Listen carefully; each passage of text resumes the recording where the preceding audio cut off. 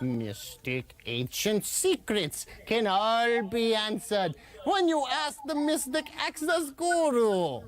That is I, the great exalted one. I have come across 3 astral projections through the god plane and the hero metamorphosis to give you the knowledge you deserve. Oh, where are we at? What the hell? I had this all set up. Shit.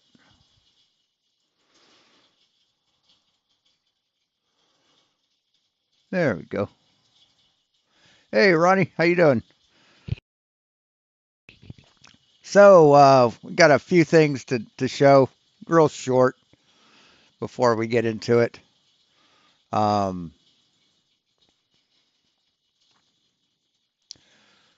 Let me...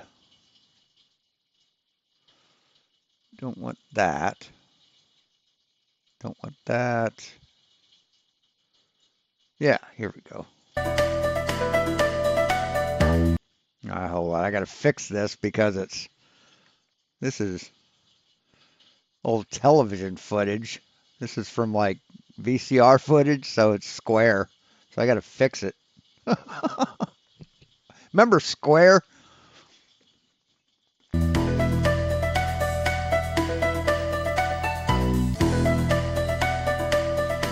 Yeah, I saw that, Petey. Couldn't happen to a nicer guy.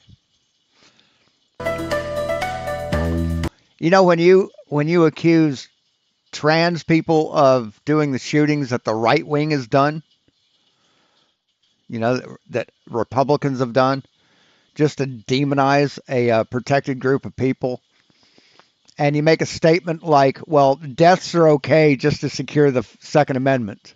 You deserve it. That's karma. It's fucking karma.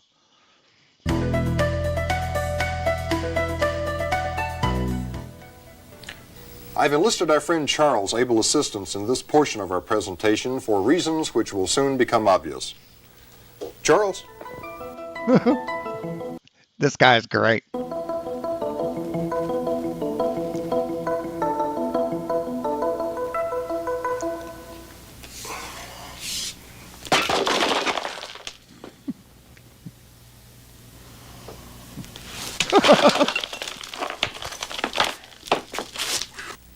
Now place it inside the plastic bag. Now break the bulb. Excellent. Good now reach job. inside and choose a piece and hand it Look at the fucking hair. to me. Thank you. You may return to your seat. Geez, wonder what he's going to do with the glass.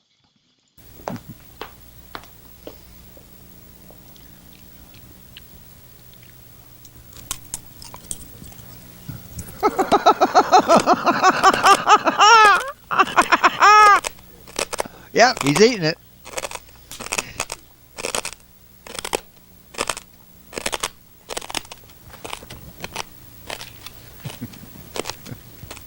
He gives her the part that he doesn't eat.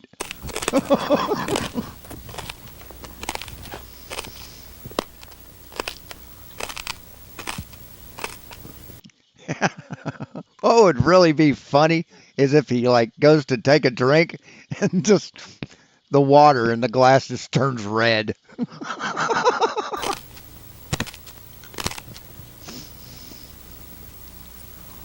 Someone needs to edit that, man. Just turn that water just dark red.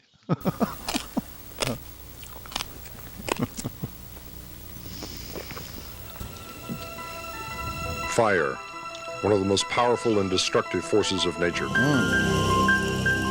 Too bad that's all cold.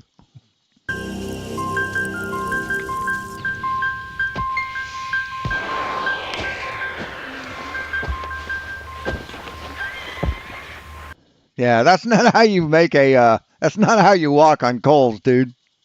It's just not. If he did that on a real bed of coals, you'd see sparks flying everywhere. You don't stomp your fucking way through those goddamn coals. Oh, that's impressive. As you said earlier.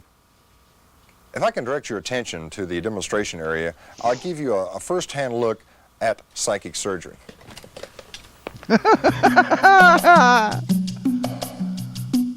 Yeah, he's the chicken liver. Yeah, see, he's got a chicken liver in his hand right here in a little plastic bag, and he breaks it.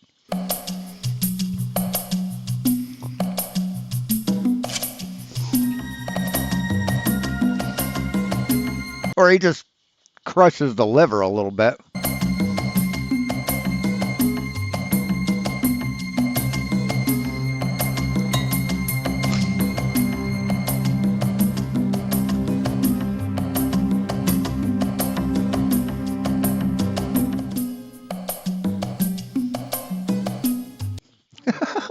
Here you go.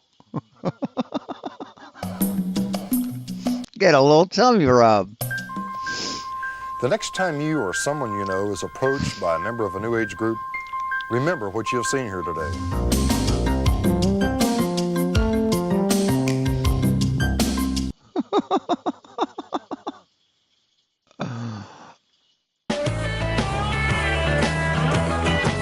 Well, I got a gun shop on the north side, shooting range and all. Another one on the south side, across from Greenwood Mall. You've been in both, can't decide which is best. I've just created a product, folks, cause now I got one west. Hi, folks. This is old Don from Don's Guns. I didn't want anything. I just always wanted to sing on TV. Yes, that's one tooth. Give us a call on anything in here that you want other than guns. I can't sell you a gun by federal regulation, but I've got scopes, I've got... Scopes? You want other than guns. I can't sell you a gun by federal regulation, but I've got scopes. Scopes that look remarkably like knives. I've got reloading equipment, holsters, and on and on and on. Why? You know why, folks, because I don't want to make any money. I just love to sell them. Thank you, folks. Yeah, he doesn't like to make any money. All right, we got a couple, got a few dating videos. This is VHS dating, man. This is what people did before social media. Someone who's looking for me. Someone. Hi, I'm Elizabeth, and I live in the West San Fernando Valley. Pardon me. Hi, I'm Jana. I'm looking for... Fork? I'm not sure. That Prozac you've lost? Hello, my name is Ellen. Some people call me sexy. Ellen's a naughty girl. Others say I'm sensuous. Hi, I'm Linda. Well, you know, when I'm not using my doctor and pharmacy to troubleshoot a large healthcare computer system, I'm over at the gym pumping iron or driving my black Porsche with the wind blowing through my hair and singing along with Anita Baker's Rapture of Love. I guess you could say I'm an Oreo cookie freak. I have an Oreo cookie jar, Oreo salt and pepper shakers. I like to collect anything with an Oreo on it. And I love to eat double stuffed ones. They're the best. Bette Midler. This lady. This is hilarious. Oreo on it. And I love to eat double stuffed ones. They're the best. Bette Midler. I laugh hysterically at Bette Midler. I have 2 cats, and I don't know how to That's all you got to say, lady. ride a horse. And my goal in life is to have my own religion. That got me right there. A horse. And my goal in life is to have my own religion. I was a flop at canoeing. I'm looking for a romanticist. Spend time at the fireplace. Someone that's clean. Be clean, you know? I keep my car very clean, and I expect a man to do the same. And I also like very meaty men. One who is charming, personable, doesn't smoke in my face.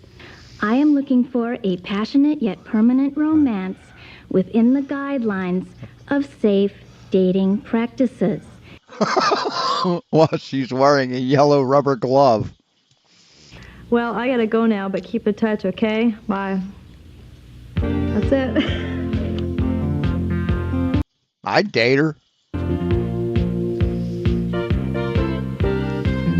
All right. 2 more, and then we'll get to it. I'm here to find my soulmate. At this point, I'm thinking just about anyone would be just fine. Anybody that can spend the time with me. And is breathing? Is somebody worth spending time with. I have several pastimes. I enjoy nightlife. I enjoy the club scene. I love dancing, yes. I'm big on dancing. It's a great way to meet people. I love digging holes and putting people that I snatch off the street in those holes. I have a unique culinary gift in which I am capable of cooking and eating the people that I put in the holes. Creating delicious meals from the people I put in the hole on a shoestring budget. So the perfect first date. The shoestrings that I take off the shoes of the people that I put in the hole would involve a beach. My name is London. I'm here to find my soulmate. Okay. Now we got the women's edition here. One for the ladies. Hello, hello. And I got to say something. Hello. Hello. You know, I'm not gay, but I would fuck that. Good Lord, he's good looking. Holy shit, look at him. Oh my God, he's attractive. Thought I told you never to call me here. Some of the things I love are photography, travel, skiing, and cuddling. This is a very exciting time for my life because I'm just starting a new claims adjusting business. I don't know, the type of girl that I'm looking for is one that's really attractive to me. I like an attractive woman, someone who might look like Christy Brinkley or Jacqueline Smith. That doesn't mind that I had a stroke, had a mini stroke.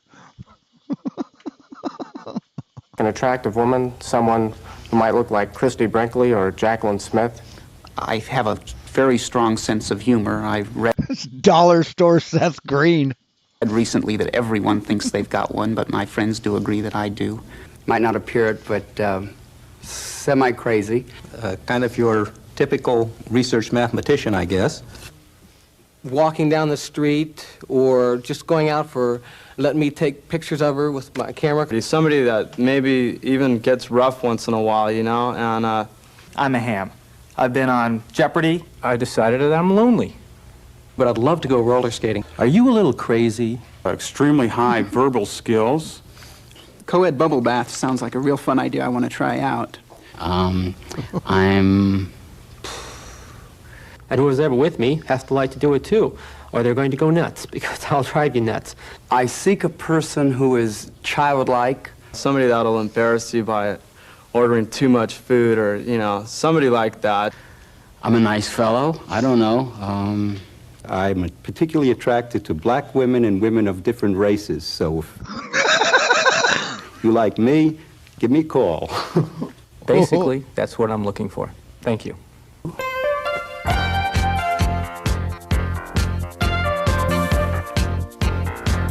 Wow.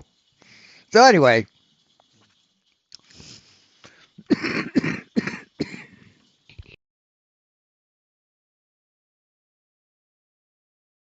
Where are we at here?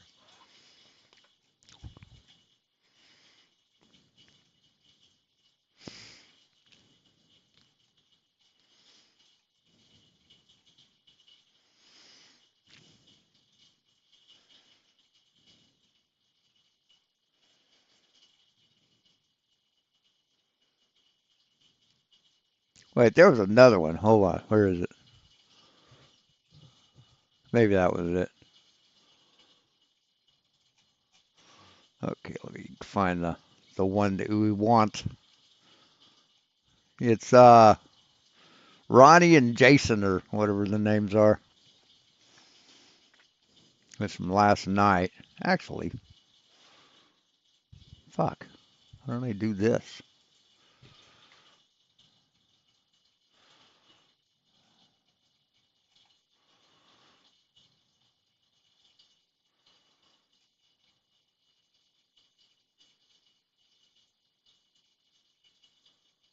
What? Why the hell? I didn't share this. What the fuck? I didn't share that video. YouTube fucking does weird shit, you know?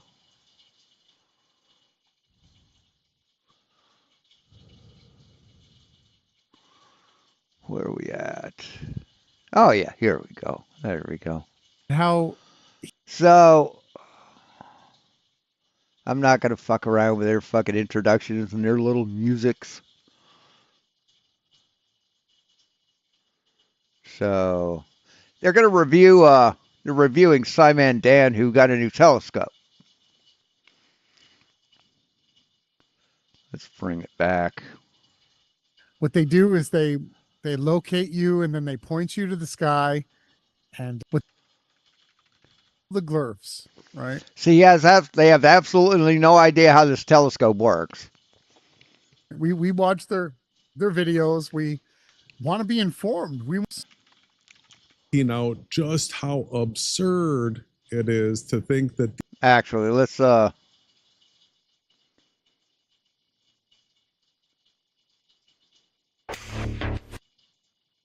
yeah, might as well watch it. Fuck it. It's funny that their intro is AI generated, right?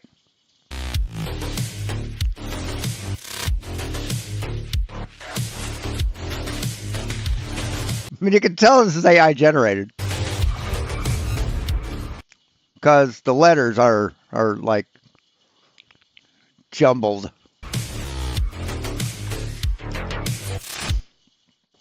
Welcome to this special Sunday night edition of Flat Earth Fridays. How are you doing this evening? Oh, their hair's matching again. That's nice. Brother. Great. I'm excited. This is a special Sunday podcast. When we saw this video pop onto the subscriptions and we clicked on it, I could not believe what I was seeing here from. Oh, by the way, hi, Petey. Did I even say your name? Did I even? Fucking, I'm rude. Sorry. Hi, man, Dan. No, absolute utter absurdity. I mean, we are going to have some laughs tonight. You guys are in for a roller this evening, and it's all going to be at the expense of Simon Dan's audience, like the people that. Who's Simon Dion? Dion Warwick? Believe that the things that he's saying are true. These people are being made to look the fool, right? Well, I mean, I'm shocked that his audience. So really what he's doing is exposing just how stupid his audience is. Oh, really? Where's Red's Rhetoric, and where's Astronomy Live, and all these other, telescope guys? Why are they not calling this out? So what's gone on here is Simon Dan, because he's got, what is it? Because there's nothing to call out, assholes. Nothing to call out. As we'll see. 647,000 subscribers. He came onto the scene in 2017, late into the debate. Flat Earth was long after Flat Earth started. This guy showed up, and his first video got 200. See, and this is what you call muddying the waters. 27,000 views. They're trying to discredit him before they even watch the video. His third I'll be video right back. For a first video, right? Yeah, his first video, and it sucks. I mean, go ahead if you want to take the time and go to oldest video on his. Your mom's box sucks. Have everyone tuning in. His third video was about Mac, and then really what he's done is he's been the glurfer that drew attention to the flat earthers that are working as a controlled opposition against the globe. So the people that are shilling, like the single pressurized pizza domers and you know, people that are, you know, just obviously pushing the psyop map, the psyop. He just constantly covers them. You do a search on his channel for the psyop Awake Souls, you're not going to find anything on Mandan. The Psy actually stands for psyop, psyops Mandan, and he's not a. Is that what you think it stands for? Okay. He's not a scientist. He's not like a degreed up, you know, all these like, and neither was, what's that other guy? Professor Dave. He's not a professor. Yeah, he is. Yes, Professor Dave is a professor. He's taught in university. He taught for 8 years in university. So what's your... See, these guys are jealous of anyone smarter than them, anyone more successful than them, anyone wealthier than them, more fluid. They fucking hate them because these are losers. These are pathetic losers. These guys are, he was clearly picked on. He was mocked. He was beat up most of his life. He was made. Really? You know this for a fact? You know this for a fact? Where's your evidence? Fun of. And he's... Oh, do you mean he's a skinny little white guy that people like you beat up in school? Are you basing this on your own life? Saw an opportunity to get paid really well to make videos promoting the globe. And that's where YouTube influencer is his official title, right? Yeah, and he's like verified. So he literally is on Team YouTube. He instantly got, you know, millions of views. I think he's got almost 400 million views. Yeah. Jealous much? Hey, Westside. He's got almost as many views as like Starlink channel. It's crazy when you see the views on his channel. You know, he's horrible. They're just fucking jealous as shit, aren't they? He's really hard to watch. His energy is just really bad. You pointed it out. You could see the clock in his videos. He's only a one. So this is the title. The telescope scam Simon Dan pushes on his own fans. CGI, not real sky.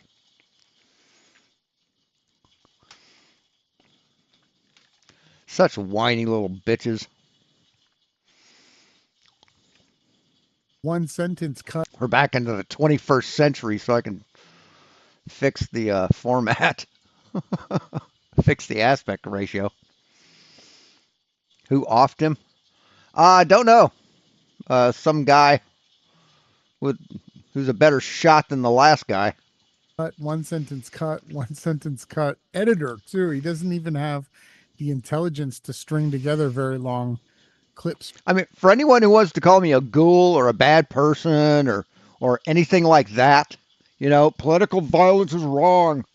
You know, I thought that back before the Supreme Court wasn't stacked and the entire Republican Party wasn't tyrannical and violating the Constitution and doing everything that's against the Constitution. We got no recourse, man. Trump's going to make sure that we don't ever fucking vote again. You know, why anybody who says political violence isn't the answer, what do you think fucking war is? What do you think war is? Well, everything will be okay. Yeah, that's what the Democratic Party says, and look at where it's gotten us. We'll take the high road. Yeah, while they're bombing the low road, killing everything in their wake. From videos, so you know, set us up. What's going on with this video? Why are we here tonight? Let everybody know more. Well, because you have this sick obsession with embarrassing yourself in public. You love humiliating yourself. That's why. That's why you're here. That's why you're here every single time, man. I mean, it was the type of video that I could have easily just scrolled past and never clicked on. But we decided to check it out. And so he starts unboxing this telescope. And we understand astro photography quite well. Oh, do you? do you understand astrophotography quite well? That statement will become important later. We know what's involved in it. We know. Hey, Rozovsky. Where the P1000 stacks up against telescopes. We understand the specs of cameras and how light works and how there's a thing called angular resolution. But you don't, though. You don't. You just don't. You've proven that you do not understand these things. And it's all based on the diameter of whatever lens you're viewing things through. And things just were not adding up. And I mean, as soon as he started showing this telescope, and I mean, our already was just immediately, I want one of these things to tear apart because I wanted to see whether or not when you look through the eyepiece, you actually see into the telescope and see the view of the telescope. No, you don't. It's an OLED eyepiece. But you know what? If you take a Dobsonian telescope and put it right next to it and point it at the exact coordinates that it's pointing at, guess what you're going to fucking see, pal? You're going to see what the other telescope is seeing. See? And, come to find out after doing a little research, we don't even need a little. Operative word, little. Should put very little. Should have said after doing very little research.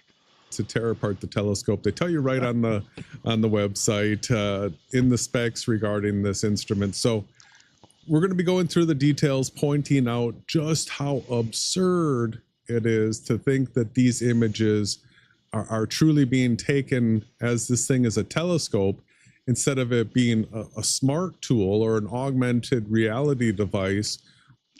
It's not an augmented reality device, you fucking dipshits. Where it's filling in the pixels from databases, and no, it's not filling in the pixels from databases, you dumb fuck. I thought you understood astrophotography. Thought you understood astrophotography. Well, it turns out they don't even know what telescopes are. They don't even know how telescopes work. What telescopes are available for use. Listen. That's how it's producing the images that it is, right? So you've given it all away. Okay. So what happened is there was this video. No, he's lied his ass off because he doesn't know what the fuck he's talking about, buddy. Oh, that's Simon Dan. So we follow all the glurfs, right? We watch their videos. We want to be informed. We want to learn what. Well, good. Hopefully you'll see this one, and you'll see me destroying you in real time. They're teaching.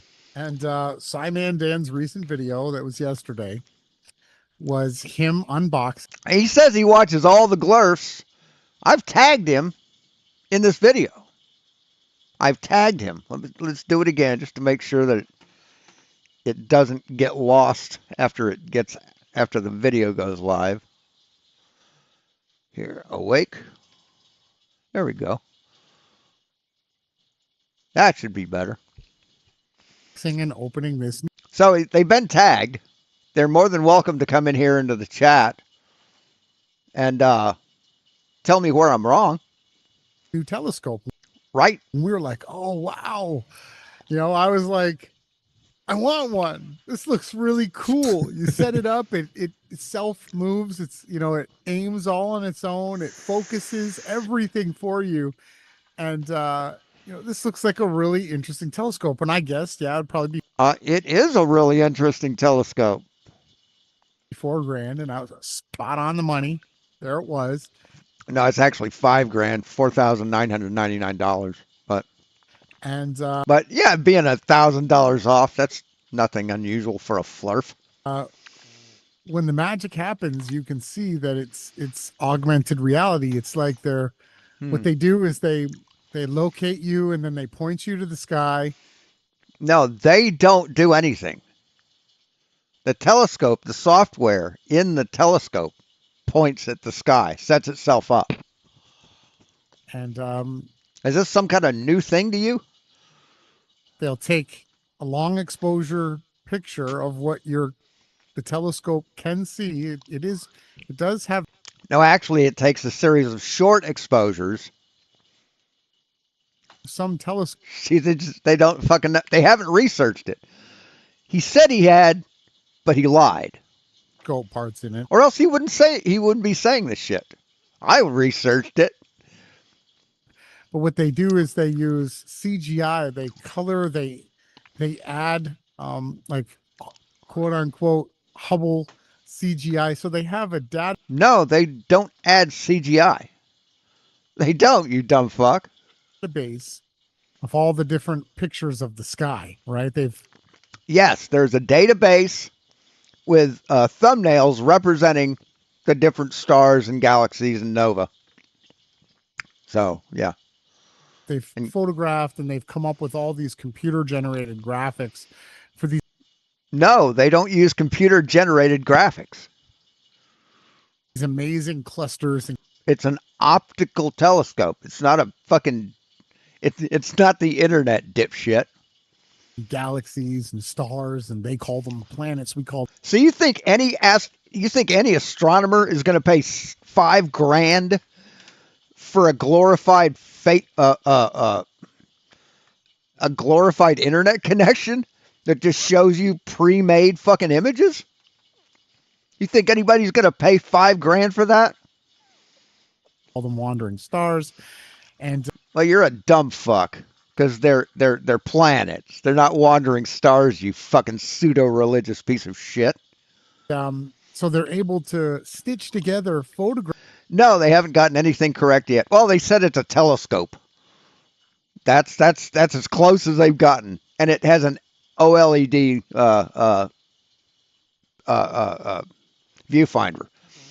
That's the only thing they've gotten correct.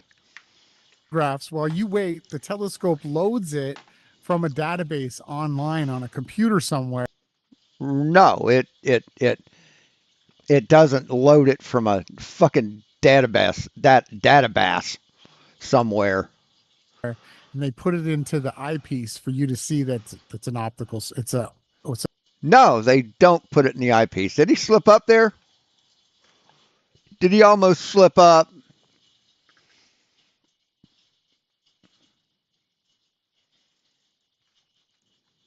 Did he? And they put it into the eyepiece for you to see that's an optical. It's an OLED screen.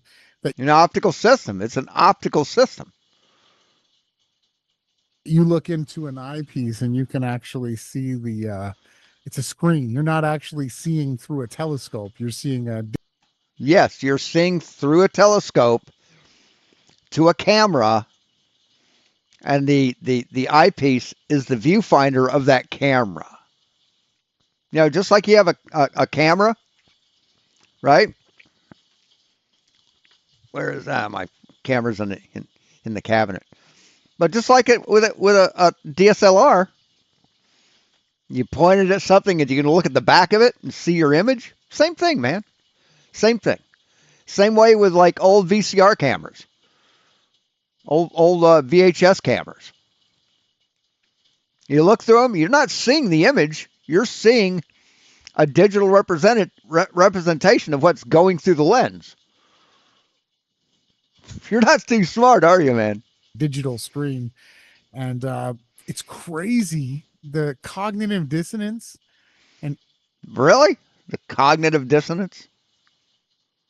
It's all glurfers under the channel saying, oh, flat earthers are going to say this is fake. And I mean, Yeah, you're saying that it's fake when it's not.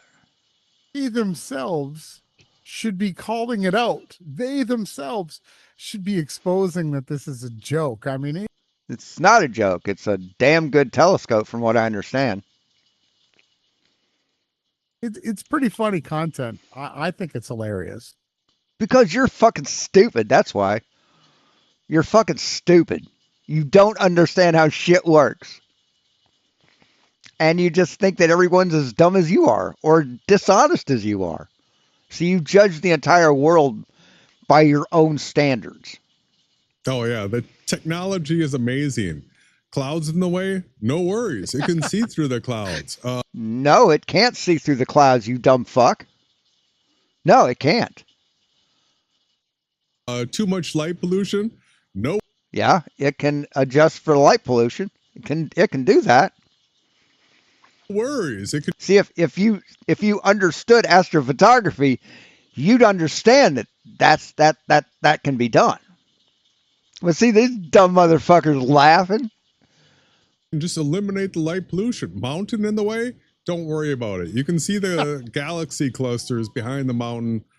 No, you can't, dumb fuck. No, you can't. You're lying. No problem. See, they haven't researched the telescope, or else they wouldn't say that. I mean, that's some technology for you right there, right? That's it. That's the way that it goes, everybody. Because you remember when they had that somebody in the chat, shout out to Yahawaha's son, Brian Cash. What? Yahawaha? What the fuck is Yahawaha? See, Yahawaha is what fake religious people call God. We got the moderator of all moderators, YD. We got Adam. A few other people, Tristan, Allison M. Thank you all for showing up tonight. Please give a like, share the video with anybody that might be looking for information. Let us know, what was that? People went around with their cell phones and they were trying to like locate things. It was some game. Pokemon. I think that's it. But you beat the people in the chat. Yeah, and this is nothing like Pokemon, you dumb motherfuckers. So they think it's augmented reality like Pokemon Go. You get the prize. Hey, Tinker Phil, what's up? Yeah, shaved. So there was the Pokemon, and then now I can drink without fucking drenching my front. In China, they've got a bunch of without looking like some fucking grizzled miner. Different things where they'll show you like these amazing things circling around buildings, and it's augmented reality. We can't see these things with Was he on Duffy's? With our eyes, but when they've linked it with our digital phones and with everything, you can. Mark Zuckerberg has the glasses. You can then have anything augmented into your reality. NASA uses it quite a bit, right?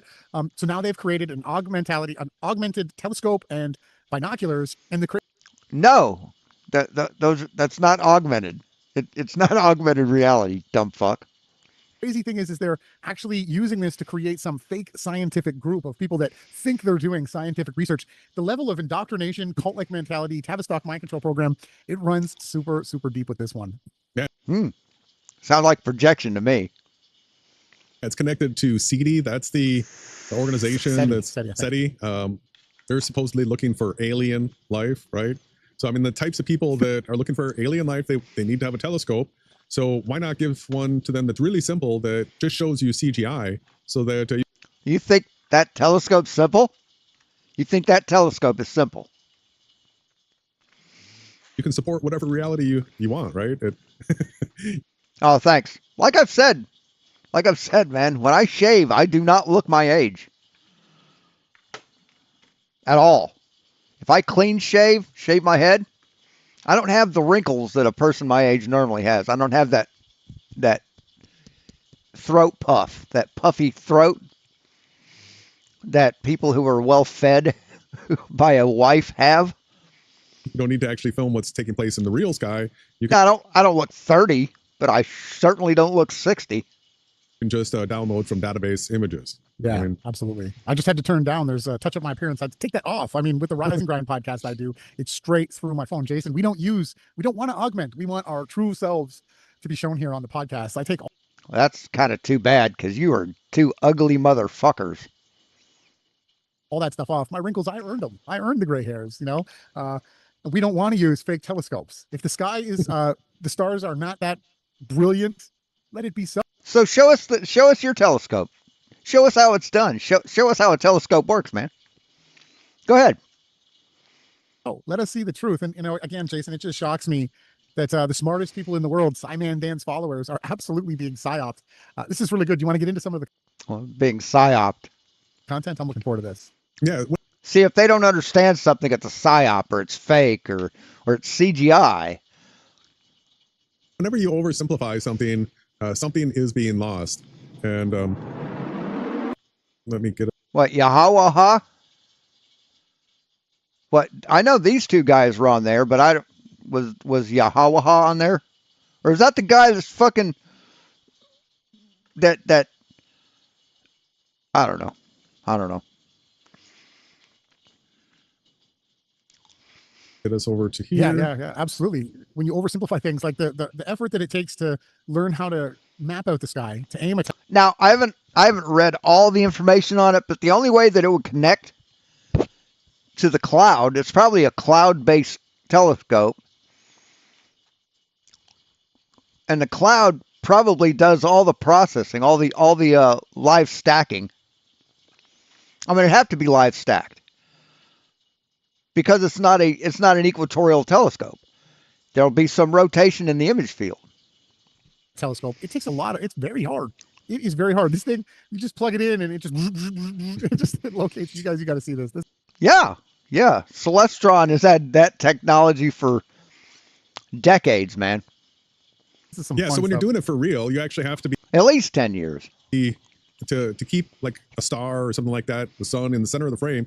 You have to be moving it quite a bit. Once you've zoomed in, you have to be tracking it. It goes out of frame. No, you move it 15 degrees per hour. That's the only speed you need to be at. Extremely quickly. And so that actually shows you the motion of the luminary. You're on a tripod. You're on a No, Westside. He looks more like the bat that Ozzy bit the head off of. fixed stationary Earth, and you feel actually how fast you have to track in order to keep up with that luminary that you're tracking. And when you have this motorized base that does it all for you, you lose all that, right? What? Say what? What did he say? What did he say? He doesn't understand how tracking works. It goes out of frame extremely quickly, and so that actually shows you the motion of the luminary. You're on a tripod. Luminaries. See, let's look up luminaries again, because I don't think I've done it while reviewing one of their videos. What is a luminary?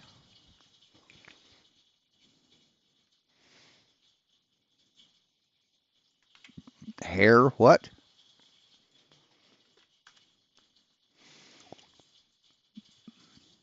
See, these are luminaries.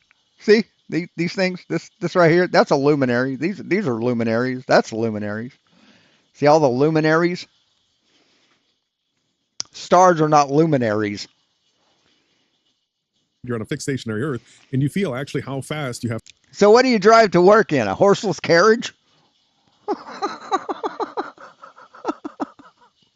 to track in order to keep up with that luminary that you're tracking. And when you have this motorized base that does it all for you, you lose all that, right? No, it's more precise when you have a motorized base. See, the way it used to be is the tracking was the assistant, and they had their reticle, and it had a crosshair in it, and their job was to turn the crank to keep that dead center in the crosshair. That's how it worked before they had motors. Now they have motors that does it automatically. And a motorized telescope is a lot more accurate than a non-motorized telescope for tracking. See, they said they understand astrophotography. They understand telescopes. They haven't proved that. So this is Iman Dan.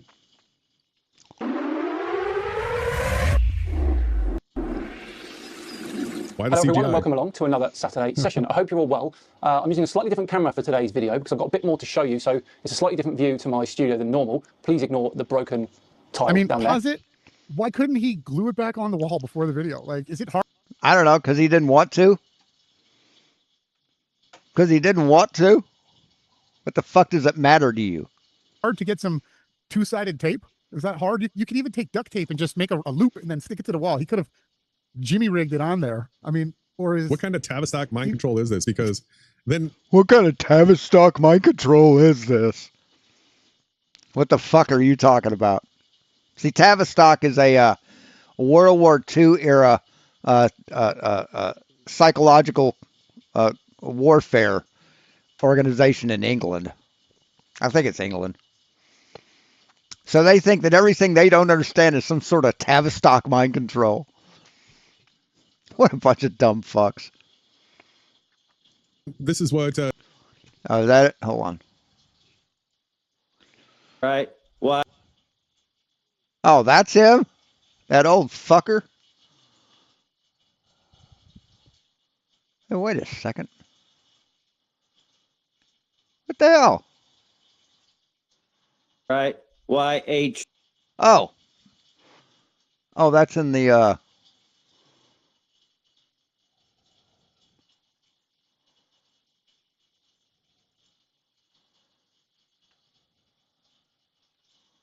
here, let me go. God damn it.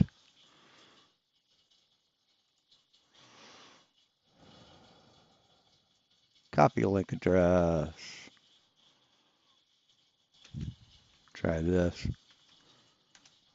Right. YHWH. Yeah, this guy. This guy. Yes, sir. Okay, that's Another old fucker that doesn't know that you can have your phone here. You don't have to have it right the fuck here. Yahweh. Okay. There's a lot of different pronunciations. Just to be clear, Christ is not our Father. He is a separate being. So, just want to make. Yeah, Christ isn't my father. Christ isn't anybody's father. Sorry, buddy. Number one, he's dead. Number two, he never got married to have children. So he can't be anybody's father. Make that known. He's the son. He is the son. Exactly. Okay, so do you want me to call you? Yes, he's the sun. S-U-N. The 3 days represent winter. His resurrection represents spring. See, most of the Christian religion was taken from shit, I can't remember. Can't remember it like the same religion that brought us Stonehenge. Shit like that. Yahweh's son? I can't remember the name for that religion. The Druids were part of that religion. Bro, you can just pagan. Yes, pagan. Yeah, I mean, where do you think that the Christmas tree comes from? It's a pagan symbol of life, of birth, of rebirth. The Easter bunny is a pagan fertility symbol. call me Jerry. That'll work. Awesome. Thank you. Okay, cool. And I mean, the story of the virgin birth is Mithra. So do you want to give a quick introduction and let people know where to find you? Well, my name is Jerry Albert. I live in Lawton, Oklahoma. Anyway, that's not what we're here to see. 90% of the people in the chat will be most concerned with. Yeah, the first thing I saw was tile. Yeah. So you think it's this is part of the script to have the stupid sound tile off? No. He's just pointing out something that somebody might see, and saying that's why it's there. God damn, these guys are paranoid as fuck, aren't they? Off the wall, and I don't even think that that's even enough to even dampen the sound. It's like fake sound tiles. Let's point out a few things here. He's got. You think those are fake sound tiles? See, that's all they have is just mockery and ridicule. They have no facts to give to the universe. That is, they have forgotten the face of their father. Space station sitting over here on the shelf. Toys, little kids' toys. Yeah, and those are models. So he's got the clock from behind the curve with the 15 degrees per hour up here on the wall, and this actually makes it really easy to see how many times this guy has to cut. You can only read one sentence at a time. Yeah, you're not done looking at investigating. So there's this icon in his logo. It's like with the hat on. Yeah, that like an atom. Yeah, like an atom, which doesn't exist. Everybody, atoms are fake. Look at this. So atoms are fake, guys. Atoms are fake. Tattoo on his arm that he's showing off. Who would get? Yes, everything's fake. Who would get that symbol? And not only that, but like, talk about missing tiles. The space shuttle had missing tiles, right? Yes, tiles are ablatement measures. If tiles can fall off, that's why they're replaceable. But what do you think the shape and symbolism of the shuttle actually goes back to? Would it be a phallic symbol, like a Egyptian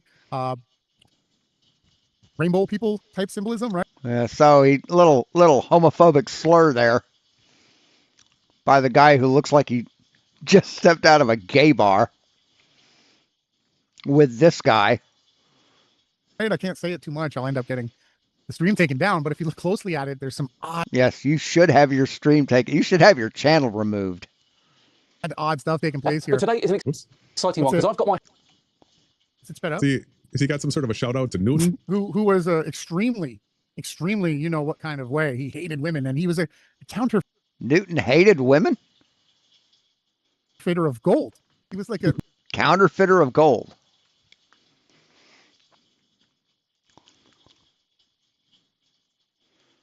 All right. Did Newton counterfeit gold? I already looked this up, so. No, Isaac Newton did not counterfeit gold. Instead, as a master of the Royal Mint, he fiercely combated counterfeiting and worked to maintain the integrity of the currency, even successfully prosecuting the master counterfeiter William Challoner,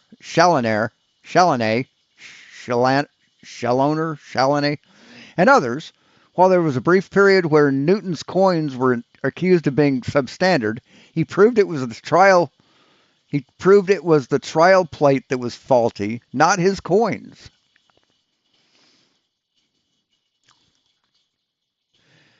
Successful prosecutions. Here, combating counterfeiters in 1699, when Newton was a warden of the mint, there was a massive problem with counterfeiting coins in circulation. Newton went undercover to recruit informants, hired thief takers. I have no idea what that is. And used threats and bribes to gather evidence against counterfeiters.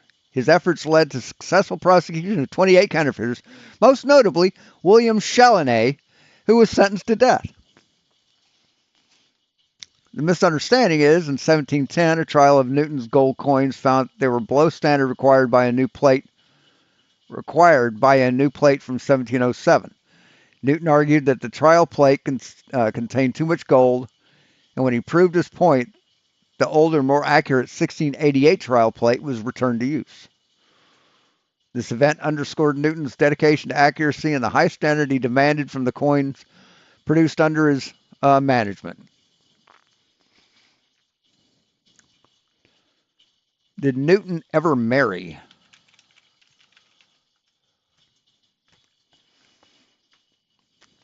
Died a virgin. Okay.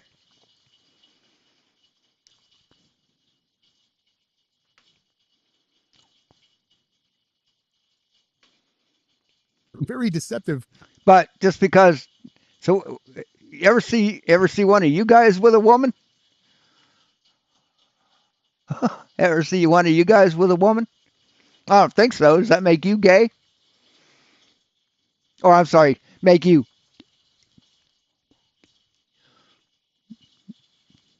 twisted man. See, when someone is this aggressive towards homosexuality, it's called projection. See, when you're born and raised to hate homosexuality, hate a certain lifestyle of people, you become aggressive towards that lifestyle. But then at some point in your life, you start getting those urges, you know? You can't, so you have to hate it. You hate the urges, but you can't hate yourself. So you project your hate. You project your inward hate outward toward that group of people, which is exactly what these guys are doing. My hands on something right here that could completely change the way we think about stargazing. This is the Odyssey Pro Smart Telescope from. Oh, okay. So like a bounty hunter, in other words. I thought that's what they meant, but just a term I'm unfamiliar with.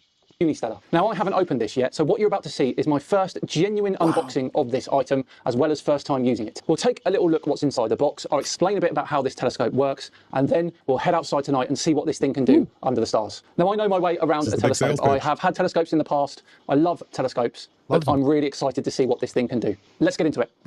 Okay, so there's a little sign here telling me to open the box. Which direction to open the box? Flat and not on its side. Flat like the Earth. Oh, wow. Wow. Oh, wow. Look at this. It's got Incredible. So I don't know if you can telescope see smell. Yeah. that, but that is a wonderful looking piece of kit. It really is. Piece of kit. Let's get out the tripod. Yes, piece of kit, bit of kit. That's what the British say when they get cool shit. So, just more mockery from idiots. First. I mean, that feels like a really solid thing. That's not going anywhere, is it? It's not that. I mean, they're just laughing like fucking idiots. Look at them. They're just laughing. They don't know why. Heavy. Not that Look heavy. at that. That's not a good thing. Oh, it's got that. It's a piece of plastic. Now, anybody that knows about real photography knows that glass is heavy, right? So yeah, glass is heavy. Big lenses, glass is heavy. It means that there's no big lenses in here. Why should there be? Why should there be? It's not a refractor telescope, you dumb fuck. It's a mirror telescope. But of course, the guys that they know astrophotography. They know telescopes. They know optics. They said it themselves, right? But they don't know that mirror telescopes exist. New product smell. Oh, it's lovely. Wow, that is a lovely Get piece excited of kit. over Right, the smell. so let's connect it to the tripod. Gotta connect Boom, it. done. Okay, that was super simple to do. Look at that. That is quite simply gorgeous. It's just, it feels like there's nothing to it, but I know I'm going to see some fantastic images with this telescope. See the primary mirror in there. Lovely, absolutely lovely. Okay. Primary mirror. So he mentioned an important fact, primary mirror. So a telescope has lenses. Yeah, some of them do. A mirror telescope doesn't. Right. The only lens in a mirror telescope is in the eyepiece. You're like going through the lenses, and then you want to go straight into a camera to record those images. This has got a mirror, and you'll be shocked to find where the sensor is on this telescope. Right, it's right here. That's where the sensor is, because that's a Dobsonian telescope. Stupid. We'll get to it. Okay, and what else have we got in here? See, they don't know that they don't know that mirror telescopes exist. But they know all about telescopes, right? Yeah, let's have a quick look what else we've got in here. So we've got our instructions, which is great. We've Not a got very our big book. charging lead, Charging plug. which is great. We want the British plug. And there's also some tripod tools as well, so that's really useful. Okay, good stuff. So we want our quick start guide, so let's have a look at that. There's a quick start guide, and there's also a product specification book as well there. So if I had $5,000, I'd buy one of these. First thing, pop the tripod down, connect it to the tripod, great. And then it's telling us to charge. So we're going to charge. So what I'll do is once I've done the intro, we'll charge it up ready for tonight. But the important thing is we need the app. So I'm going to go ahead and download the app right now. It is reassuring to know that Simon Dan is a guy who didn't read the instructions before he started putting it together. Now. You should have done it with a okay, I know you're itching for me to get this outside. I mean, and they call people gay, right? Oh, that guy's gay. That guy's a homosexual. That guy's a rainbow guy. This guy's wearing a V-neck shirt, just like it looked like he pulled it out of his mom's closet. And this guy usually wears the V-neck shirt. You've never been seen with women, right? Just fucking incel pieces of shit is what they are. And put it through its paces. So let's go and do that, shall we? Oh, can't wait. Okay, we're now outside, but before we get into anything, let me explain. Damn, that was quick. A little bit about what makes the Odyssey Pro different to a normal telescope. Unistellar has been reinventing the telescope since 2015, and this is the result: a fully smart, connected telescope that combines cutting-edge technology with... Well, it's outside at night. You got to be respectful of the neighbors. Yeah, you do. Yeah, you do have to be respectful to your neighbors. Why? There's so much light. Anybody that's done any type of photography of the night sky knows that you want it to be as dark as possible. You want it pitch black. A lot of photographers. Is he using the telescope yet? You know, lights can be turned off, right? He doesn't have a bonfire in his fucking house, right? He has a light switch. Will have like they just anything at all to fucking criticize someone else who's smarter. A tent that they set up around themselves, and the only thing that sticks out of the tent is the lens. Right. Not everybody has that. And why would you need to darken the telescope in a tent if you're not looking through the eyepiece?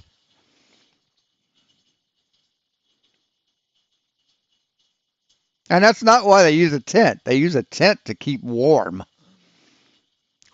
You know? And no, they don't use a tent with the thing sticking out a hole. God, these guys are dumb as fuck. With genuine ease of use. Now, once I power this on, you'll see it perform something called autonomous field. You know, I've seen a lot of people, and aside from the people that actually have a dome, like an observatory, like Bob the Science Guy, I've never seen any astrophotographer put their telescope in a fucking tent. Field detection. This means it will scan the stars overhead, figure out. But they know telescopes. They know astrophotography, right? They know all about this shit. Exactly where it is, and then using the app on my phone, I can pick out exactly what I want to look at. Moons or planets or galaxies or even distant nebulae. And the telescope will then move itself automatically. Distant nebulae. Like you look at planets, Jason? Yes, nebulae is the plural of nebula, you stupid fuckwit. No, he's not going to. Hey, Real Cygnus, how you doing? Look at planets. He giving it out. He selected a date where none were available. I wonder why he did that. We'll show. Automatically to the target. That's the plan anyway. Oh, so you think that there's days where you just can't see where planets just aren't in the sky, aren't able to be seen? Is that what you think? So we just turn it on, like so. Look at that power button. Oh, look at those lights. And it should do the autonomous field detection. And I can hear it doing that now. Now I'm going to log onto the app and I'm going to connect the telescope. And there we go, just click the telescope, let it set up a connection. Join. Okay, so I'm happy that we're in a suburb. I'm going to set this to about there, because the roof of my house is just below there, so we can't really go any lower than that. Hit the roof. It's about there, okay. Perfect. Well, it's sort of going to give the gig away if he's pointing straight at the house and you can still see whatever it's saying it's looking at, right? Yeah, he's got to be careful. Perfect. Right, let's see what we can see. Right, okay, then I think we'll start with the Ring Nebula. Always worth having a look at the Ring Nebula. See, that doesn't have any rainbow connotations to it. It's the best nebula to start with. The ring? It's just so easy. The donut ring? See that? There it is. Okay, so we're going to start collecting. Listen to these idiots. Look at them. Look at how fucking dumb they're proving themselves to be. Light. Yes, let's start talking light. I'll tell you a little bit about how this telescope actually works. Oh, how about that? He turned the light off, huh? Didn't he? You fucking dumbasses. So instead of the Odyssey Pro giving us a single basic image, it uses real-time image stacking. It captures multiple exposures and then layers them all together. That's exactly real time. So real cameras. Yeah, real time. Yeah. Cameras actually have to take long exposures in order to. Not if you're doing lens stacking, stupid. Or not if you're doing image stacking. Get objects brighter. And this one doesn't have to do long exposure. It just does real live tracking, like video, right? 10 snapshots and then layers them to give you a full picture. Well, yes, that's what it does. It takes different images. It filters some of the exposures for different wavelengths of light. And then it colors those plates, those frames, and it layers them together. See, I thought you guys knew how astrophotography works. Seriously. What's the problem with the snapshot? The stars are moving. Yeah. So, and then if you have long exposure. Right. That's why the telescope moves too, dumb shit. That's why there's tracking on the telescope. God damn it, man. It can't be real time, right? I mean, it's the absurdity begins now. Yeah. Exactly what. Yes, that is fucking awesome. It's doing now, and it's doing it with other telescopes. You have to take all those images, put them in an app in software. You have to take a gray a black frame. Then you have to take another frame that has a little light so it can tell what the sensor's doing, and then it compensates for that. In real time. Now this brings out more detail, reduces noise, and increases brightness over time. And we can actually see the image sharpening over time, both on the phone, which we absolutely have, and through the OLED eyepiece, which I'm going to show you in a minute. No, he's not downloading the images, you fucking stupid shit. The telescope is seeing that. Through in a minute. Now this eyepiece was actually co-developed by Nikon. I know. And it's designed to give you an immersive, authentic stargazing experience, recreating the depth and richness of naked eye viewing, but with the added magic of the digital enhancement. Yes, it's pronounced Nikon. Because it's a Japanese company, stupid. It's not Nikon. Now I've clicked the vivid vision button there, which is supposed to help He's gonna hit with the vivid. process. Now what that Vivid does is vision. it cuts through all the light That pollution vision. and it That's the light. amplifies what would normally be a faint object. Remember, he set this up for suburb, right? He's in the middle of a suburb with light everywhere. He's cutting it out. Cutting it out. Does it look like there's light everywhere? Does it look like there's light everywhere? That's not a black curtain above his fence. That's the night sky, stupid. And it's looking amazing. It really is. I can't quite believe that we're looking at the Ring Nebula. No, us either. So I'm going to give that a few more minutes for it to come out as best as it can. Shall we look through the eyepiece? Yeah, you don't believe it because you're a dishonest piece of shit. No, that is the beauty of the eyepiece. Look There's the at eyepiece. that. Look at this. That is absolutely incredible. That is what you can actually see through the eyepiece. The Ring Nebula. Look. When you all find out what looking through the eyepiece is doing, you're going to realize just how ridiculous come on, that is. Dan. Come on, Jace. Beautiful. Wow. Okay, so we'll go back to the app. done We've with been the going Ring for 3 minutes now, and it really is starting to come through. So what this telescope does is it uses mirror-based optics. These motherfuckers have never looked through a telescope in their fucking lives. Same way as no flat earthers ever picked up a fucking sextant.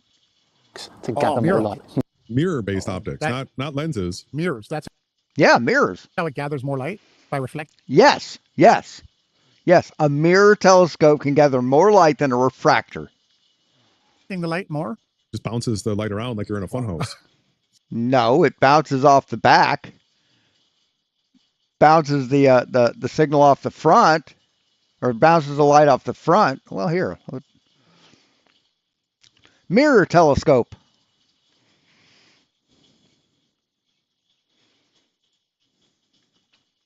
See, this is how they work, dumb fuck. Now, this is a different type of telescope. This is the kind of telescope that he has. See, the light comes in here, bounces off this mirror, bounces up and hits this mirror, and it goes through the eye. Well, you can't see that, can you?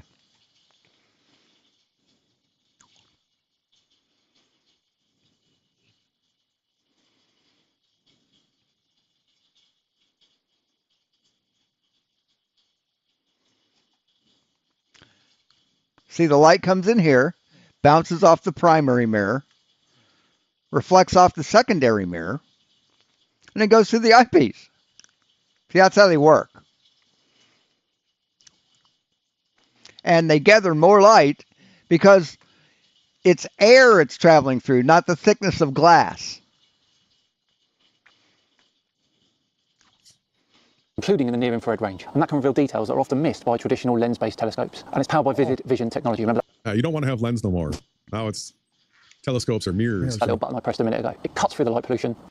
Telescopes have been mirrors for years and years and years.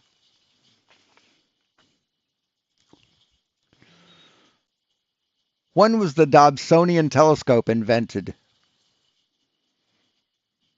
See, the Dobsonian wasn't even the first mirror telescope.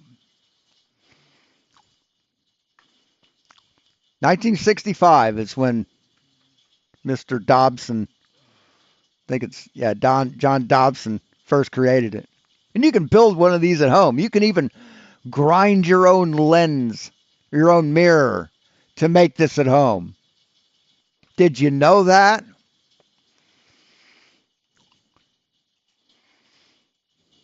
Amplifies faint celestial objects, which the Ring Nebula certainly is, and brings out vivid, true-to-life colours. And it just looks incredible. Wow. Honestly, Hang on. I just can't believe how simple. I want everybody to understand, okay? So to get large fields of stars, you need to have a really, really large aperture, right? Right, you do. See how big this is? See how big that is? To get... That's a pretty goddamn big aperture. This thing has about an f3.2 lens on it. So, to get the Ring Nebula, pretty large. You need a small aperture telescope. This thing is like neither of them. Say what? Say what? Large fields of stars, you need to have a really, really large aperture, right? To get the Ring Nebula, you need a small aperture telescope. No, you don't. No, you don't, dipshit. The more light you can bring in, the better it is for astrophotography. I thought you said you understood astrophotography. See, they know all about it, right? This thing is like neither of those. Yet he's no. It's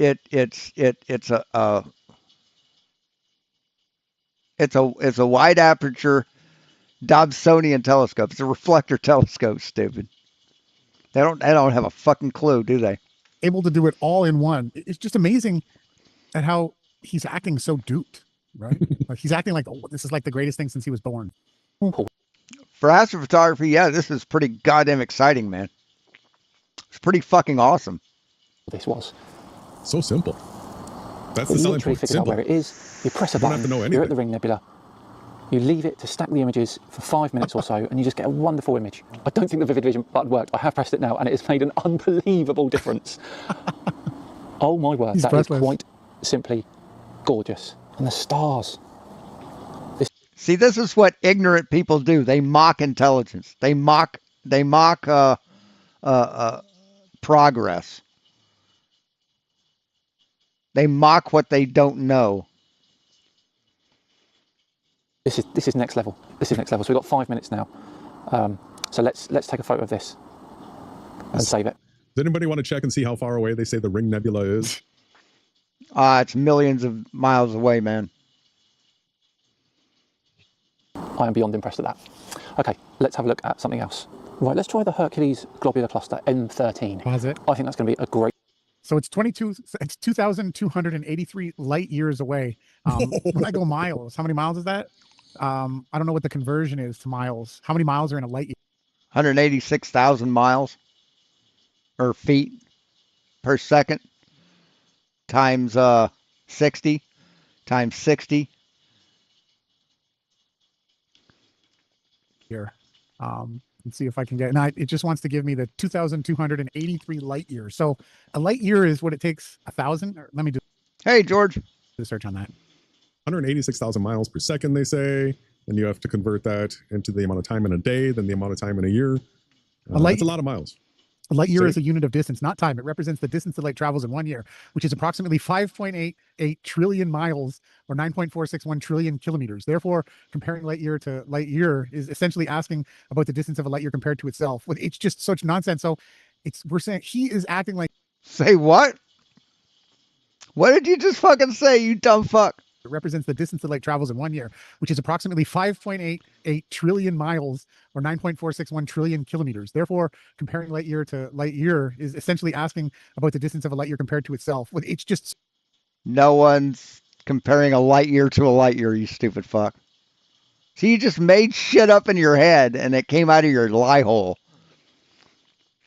Such nonsense. So we're saying he is acting like he took a picture of something that was trillions and trillions and trillions of miles away. He did. 2,000 light years. You can't wrap your tiny little fucking rodent brain around it, can you? And he just grabbed his camera and put it up there. So the flat earthers that were. But of course they know everything about astrophotography, right? Fake that came out and said we can see too far. No. It's these clowns. It's these. No, if the earth was flat, we don't see far enough. These guys who are fooled, they're thinking they can see too far. Whatever he's zooming in on, the faint. No, we can see as far as light allows us to see, dipshit. You can't see too far, okay? You can't see too far. If the earth was flat, the sun would never go down. You never see stars at night, dumb fuck. If there is a ring nebula there, if you're able to pull out some gray, circular type light in the sky, which I haven't been able to film myself and verify, it's only between. Because you're stupid and you don't know what the fuck you're doing and you don't know about astrophotography. Show your setup, man. Show your gear. 10 and 20 miles away from the observer. Period. Say what? Ring nebula there, if you're able to pull out some gray, circular type light in the sky, which I haven't been able to film myself and verify, it's only between 10 and 20 miles away from the observer. Period. So the Ring Nebula is 20 to 30 miles away. That's weird. Yeah, just like the moon, the sun, the rest of the so-called planets, the wandering stars. Yeah, see, simple geometry proves that you're a dumb fuck. To look at. Let's have a look at that. Apparently it's the brightest cluster in the northern hemisphere with around 300,000 stars. I love this about it. So whilst it's slewing, it gives you little facts. 22,000 light years from Earth, 300,000 stars in one cluster. That's what they call downloading Yes, slewing is what you do with the telescope when you move it from one location to the other. I thought you said I thought you said you understood astrophotography. That's a basic astrophotography term, man. Slewing. I can already see it on the screen. I can see cloud as well in the way. There is cloud moving across, but I can already see it. What? Let's start our observation and leave it running and see what we... Yeah, it looks at the clouds and it says, okay, this slight haziness or this blurriness or this thing that's slightly in the way isn't there for long. So it takes the images that it captures between the clouds and it puts them together and it disregards all the other shit. We can see. It already looks fantastic. Now, whilst that image is being stacked by the telescope and being processed, I'm going to tell you about my favourite thing about the Odyssey Pro. And honestly, it's something that drew me in straight away. And it's that they're not just for passive observation, these telescopes. They're also a gateway into citizen science. Through their partnership with NASA and the SETI Institute. Say what? And leave it running and see what we can see. It already looks fantastic. Now, whilst that image is being stacked by the telescope and being processed, I'm going to tell you about my favourite thing about the Odyssey Pro. And honestly, it's something that drew me in straight away. And it's that they're not just for passive observation, these telescopes. They're also a... Yeah, he cuts. He edits his shit so he doesn't look boring, dumb fuck. He edits out the extraneous bullshit that isn't relevant to the fucking video. You know what editing is? Of course you don't. Gateway into citizen science. Through their partnership with NASA and the SETI Institute, Unistellar owners... Yeah, you can be a part of a science team if you have one of these. Yeah, you can. You can. Back when I first got the internet and got my first good computer, I was signed on with SETI. I allowed them to use my computer to process their information. I'm part of SETI. I have played a role in SETI. You can study rocks in space. And actually participate in real science missions, tracking asteroids, observing exoplanets, even contributing to planetary defense projects. In fact, over 30 Unistellar... This is the beginning of Bluebeam, everybody. This is it. You're finally getting it. No. Project Bluebeam. Here, let's... Project Bluebeam.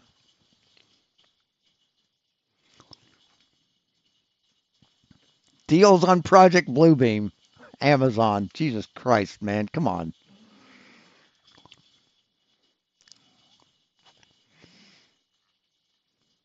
What is Project Bluebeam? Conspiracy theory erupts over drones. See, it's a conspiracy theory. Project Bluebeam doesn't exist. It's shit that's made up in the heads of tiny little minded people like this. They're augmenting reality with these devices. This is the first big... No, they're not. Big rollout.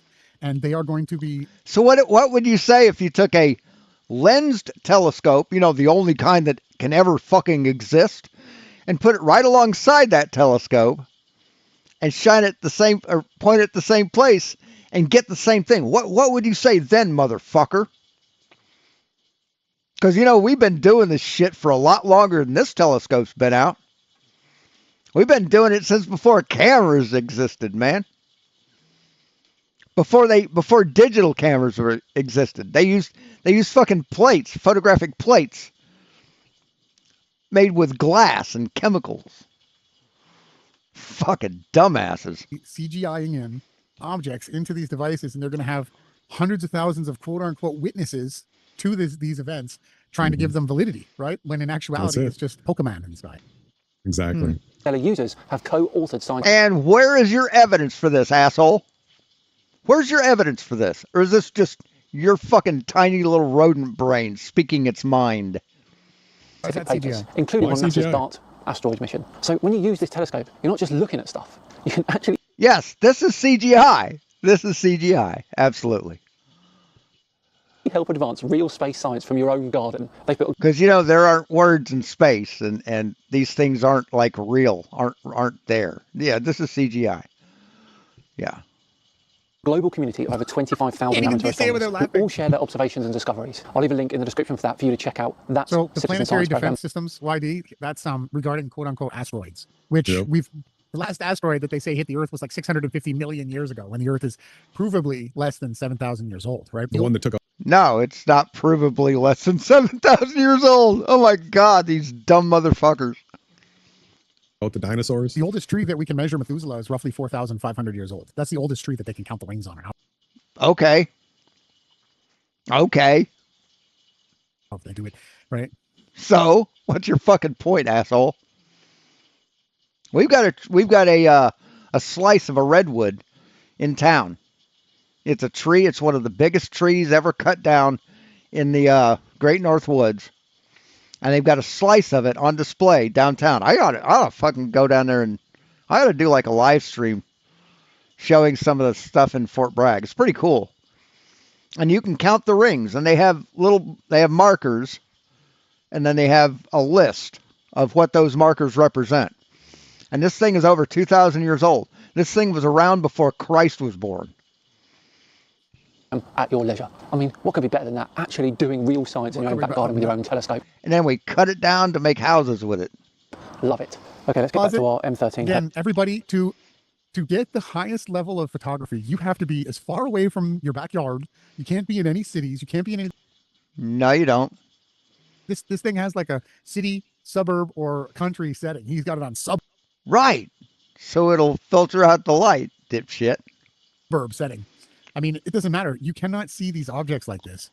See, they don't know how optics work. They don't know how telescopes work. They said they do, but they lied. There's the see through the clouds. These are just lying shit stains is all they are. Greasy looking lying shit stains. Yeah, well, we're going to have that. That's coming. I really want people to understand that. Go out and try to film anything. You can film the sun through clouds a little bit. Wispy clouds, you can sort of film the sun through, but you cannot film clusters, the M13 Hercules globular cluster. You can't. The most faint stars that you can't see with your eye. It's like, this is just the most absurd possible thing. And, when we get through this. But amateur astronomers have been doing this for years, man.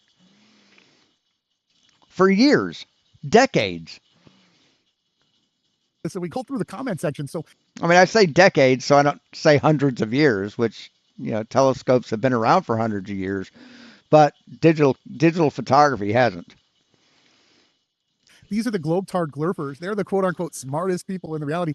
They're the most duped. I'll take a single poll. Oh, we're duped because we understand optics and how a telescope works and reality. We're duped. Pressurized pizza domer on my team into a debate over these guys. Yeah. Anybody that's going to buy that this isn't just a CGI toy. It's had over 2 minutes already, and it is looking great already. I'm going to press the Vivid Vision button now, and we'll give it... Name? Wait.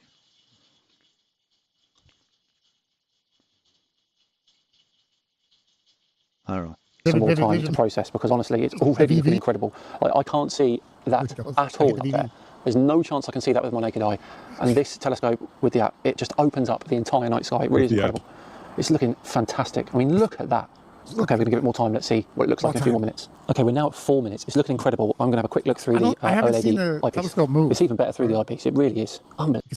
Yeah, that's because the Earth doesn't spin that fast, you stupid fuck. It moves at 15 degrees per hour. How fast do you think that is, dude? See better through the eyepiece, yeah. Because you got to close one eye, stick one eye up, so you get monovision, right? You lose depth perception because now you just have monovision. What the fuck are you talking about? You don't have depth perception in a telescope, moron. You have a telescope, which is monovision. Now you're down to a... Oh, you're not going to believe this. What? This, oh no, Messier, I thought it was M13 cluster, not is Messier the M13 cluster? It's saying it's 22,180. Yes, Messier is the name, is what M stands for, stupid. Messier isn't a cluster. It's the name giving to the catalog system of clusters. But of course, you know everything about astrophotography, right? I love watching ignorant people prove their ignorance. Years away. Oh, these guys crack Just a few more seconds. It's an unbelievable piece of kit. Okay, I think I'm going to grab a photo of that one. There it is, huh? Look at that. Yeah. Yes, that's there it is.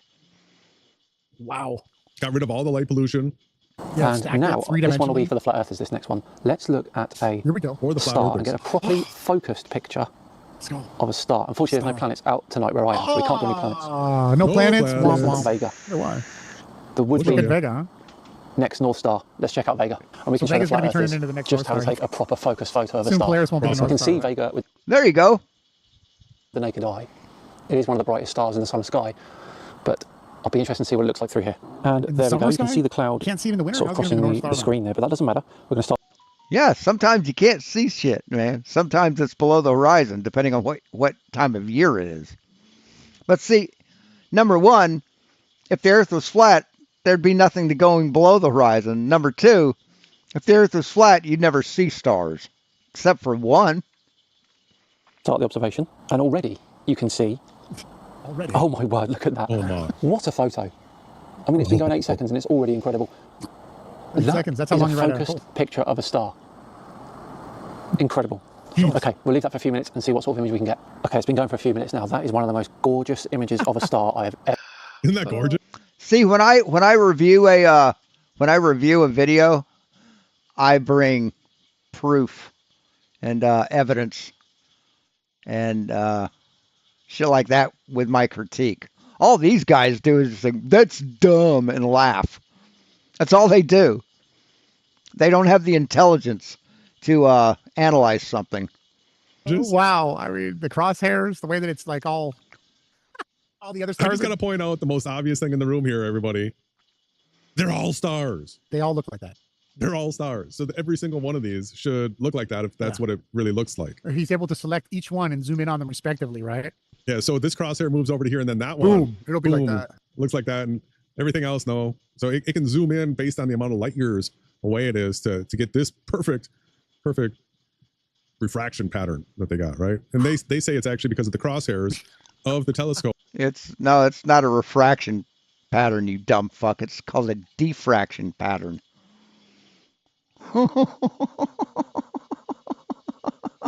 Which is where they put their sensor. Oh, Remember my they said God. it's a mirror. They put the sensor out at the very end. Ever seen. Oh, I love this telescope. No, they put the sensor here. And it's just effortless. It really is effortless. Effortless. To take a These are photo, all and stars. that is They should all look like a that. focused star. That's how you do it. Okay, we'll do one more That's then. how you do it. And I think we're going to go with M. But of course, these people think that stars truly look like shit that Mikey shows. Because of the firmament. 27, the Dumbbell Nebula. Let's go there. Dumbbell. Should be a good finish. I mean, the incredible thing about this telescope is I've been sat here now for what, half an hour? 25 minutes, half an hour. I've seen 3 amazing objects. This I've one's taken 1,200 photos of light years those away, the objects. Dumbbell Nebula. Something would have taken me all night using a traditional telescope and astrophotography setup. It really is. Yeah. Like I said, if I had the money, I'd get one. Absolute game changer, this telescope. Okay, the Dumbbell Nebula was the first planetary nebula to be discovered, M27. You can still see a bit of cloud dotting around, but it genuinely doesn't really affect the scope. It can deal with it. Okay, we're in position. Let's start the Clouds don't observation. matter. I don't know if you know, but I don't know if you can see. It sees right through but the within the first few clouds. seconds, we can barely see it. So let's see what happens when we leave. No, it sees the clear sky between the clouds. See, the clouds are moving, dipshit. Now, if it was completely overcast and you couldn't, and there was no breaks in the clouds, it couldn't do it. Leave this for a good 5 or 6 minutes and see how much of it of the nebula you can see. So he's seeing Once it's back to images. 12,000 light years through clouds. Okay, that is almost 6 minutes. I'm going to take a photo now. Through clouds. You're just going to take a screenshot of easily that. the best astrophotography photo I've ever taken. Wow. And I did it with a telescope that can find where it is on Earth and know exactly what part of the sky it's looking at, and an app on my phone. I'm blown away by this thing. Easily the best photo I've ever taken. The best of the night. Look at the stars. Honestly, incredible. Absolutely I'm blown away that incredible. he's backing that this is real. Look at this. Wow. I'm blown away that you claim that you know about astrophotography, but you've proven that you don't fucking understand a bit of it. That's what I'm blown away by. How many light years is this one? 1,200,000. 12,000. Right, I need to get on in because I am freezing. So I guess back to me probably in the morning where I'll give my Middle of final August? thoughts on this fantastic guy live in the telescope. Arctic? No, no. Okay, it's the next day. No, you lives in the UK, dumb fuck. You ever been to the UK? You ever been to Europe?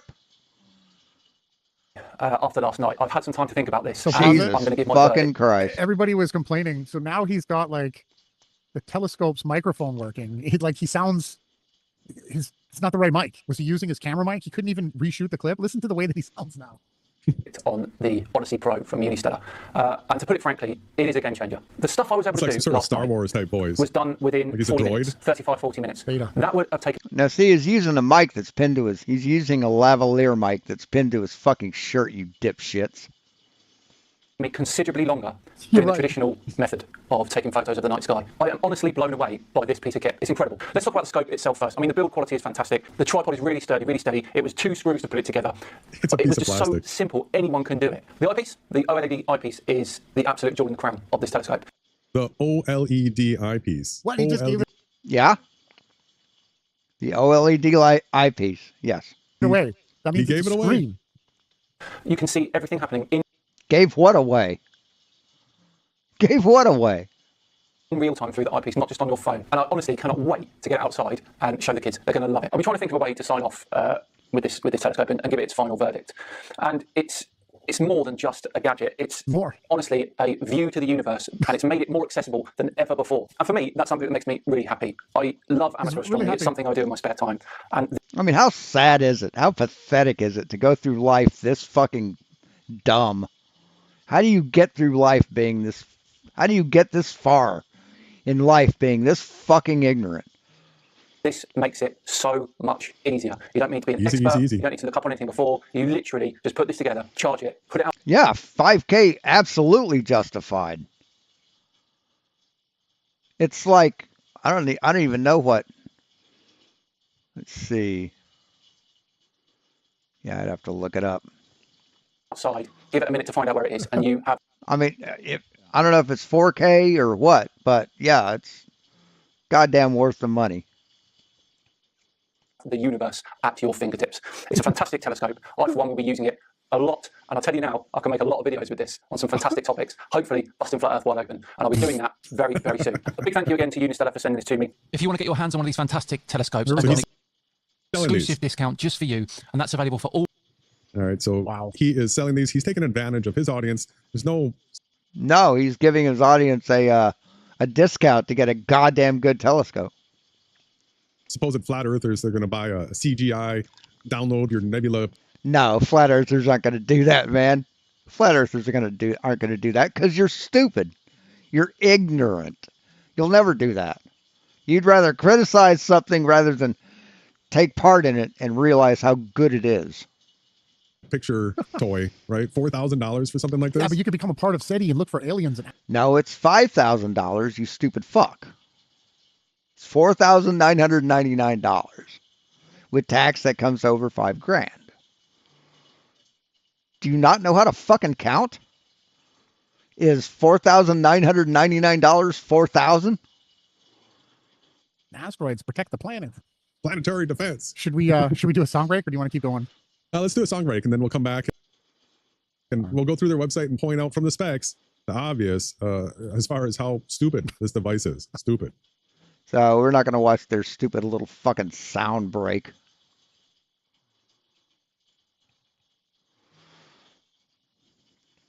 All right, I got to pee again. Sorry.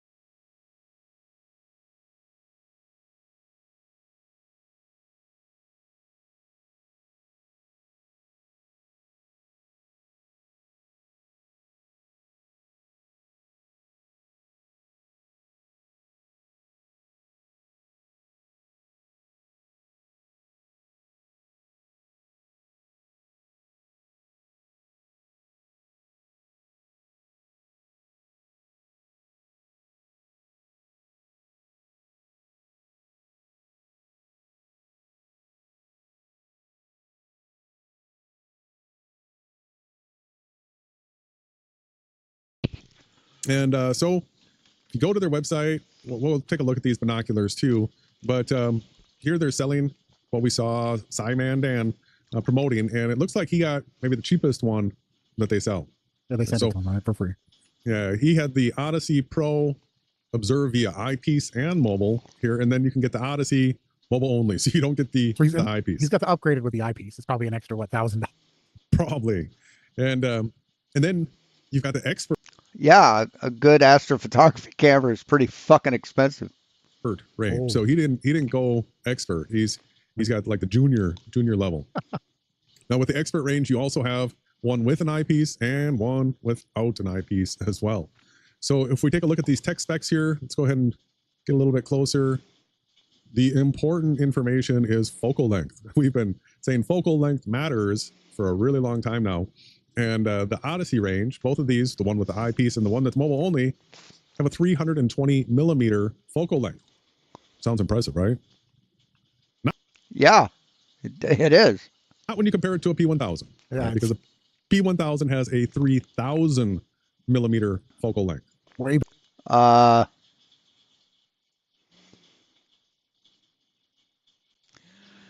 Nikon P1000 optical focal length. See, most of the P1000's focal length, the zoom is digital, CGI.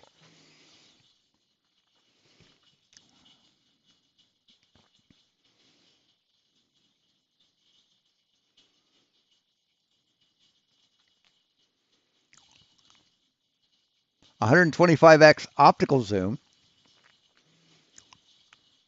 Its range going from 24 millimeters to 3,000 millimeters. 35 millimeter equivalent focal length as of December 2023. Wow, that's like way more than enough information than I need, isn't it? I can't stand the internet. You better. You should be able to zoom in times 320 x. Yeah, that's 320 is just 11% of the P1000, just 11%. Now, if you go up to the expert range, you get a focal. And no, the P1000's focal length is not longer than 320. Focal length of. Do you know what focal length is?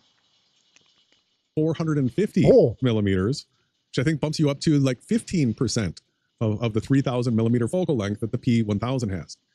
So these guys think that the P1000 is a better telescope than any one of these. I got to just point out, focal length matters. Let's take a look at this. We've got a video here where we have somebody comparing different focal lengths. And so he begins by showing a 16 millimeter focal length, and he's explaining how this is a wide angle view right here. All right, so been called ultra wide angle lenses. Let's now quickly dash through some popular focal lengths. Next is 21 millimeter. So focal lengths? What? Oh, this focal is a little length? I'm sorry. Yeah, focal lengths, right? Yeah, I got that. 21 millimeters. Also, boom, it looks a little bit more zoomed in, but the truth is we're still in the ultra wide angle lens category. All right, this is ultra wide. And 24 millimeter. 24 is still considered an ultra wide angle lens. 28 millimeter and 35 millimeter are wide angle lenses. Next is a 50 millimeter lens. All right, so we've been pointing out that 50 millimeters is like the equivalent to human eyesight. So if you were the person out here taking the picture, this is what it would look like to your eyes.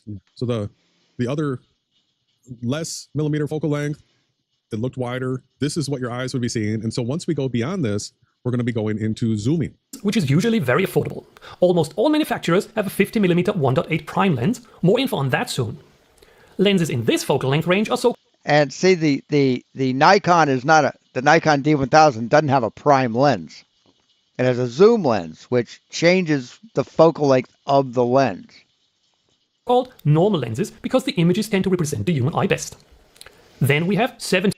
If the Nikon D1000 had a 3,000 millimeter lens, it would be 3,000 millimeters long. Millimeter. This focal length is very popular in high-quality zoom lenses like the 24 to 70 millimeter or 70 to 200 millimeter. The next one is 85 millimeter. From here upwards, lenses are called telephoto lenses. 85 millimeter and the following 135 millimeter are very popular portrait lenses. Stay tuned, in our next video we will cover how the use of different lenses affects your portraits. Now we continue with 200mm. Whoa. 400mm, which is often used for sports now photography we've gone or beyond wildlife. Simon Dan's telescope, right? We're already beyond the telescope, right? Come on, people. Wait. They don't have a fucking clue, do they? And they claim to know about astrophotography. Wake up. He's telling you that he was See, land photography is very different from astrophotography. in 22,000 light years away. Yeah, with a 320mm focal length. Come on, right. people. Yes. Yes, the length from the end of the telescope to the eyepiece, that's 300mm. We went beyond that. This is a 400mm. So, this is just a regular camera lens. So what they're proving, really, if you're able to get it in focus, if it wasn't augmented CGI database stacked photographs, they'd be showing at just really how local the objects in the night sky really are to us. Wow. Very, very, very local. If we go back here to the website, now Not a it fucking has clue. another measurement here, mirror diameter. So this is basically going to be your aperture. They're saying 85mm, which is a little bit more than the P1000. And this one they're saying has mirror diameter of 114mm, which is a little bit more. So hang on. I mean, we've always said that the downside to the P1000 is that it could have a larger aperture, right? That would be great. No, the downside to the P1000 is the sensor that's this fucking big. That's that big. A little bigger than a grain of rice. Is there a cap? Is there a cap on the one on the right? No, this is what actually holds the sensor. So we'll be getting, because there's a mirror in the back, they put the sensor right here, and that is the sensor for this whole telescope. Hold on a second. Something's not adding up here. That's like just a little bit larger than the camera phone sensor. Yeah. So how could anything behind that be seeing through that crosshair? I don't know. You're the astrophotography experts. Why are you asking us? Yeah. Well, it uses the downloaded images to fill in those blanks, right? So it's literally just a camera phone. Yeah, that's what it does. Camera on top of this. See, that's called a spider. That cross is called a spider. Large piece of plastic that they've weighted to make you think it's a telescope. Yeah, there's a mirror in the back of this, and then the sensor is mounted up here in the crosshair. What is the name of this telescope?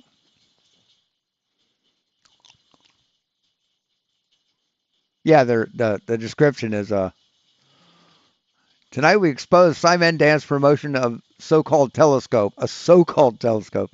It's really an augmented reality CGI device. No, it's not. Instead of showing the real optical views, it pulls pre-made image. No, it doesn't. See, they're just stupid.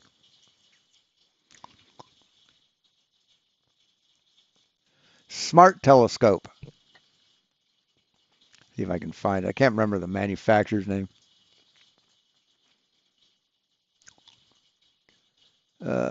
Shopping. Try that. See this right here? See, that's a refractor telescope. Here we go. Odyssey.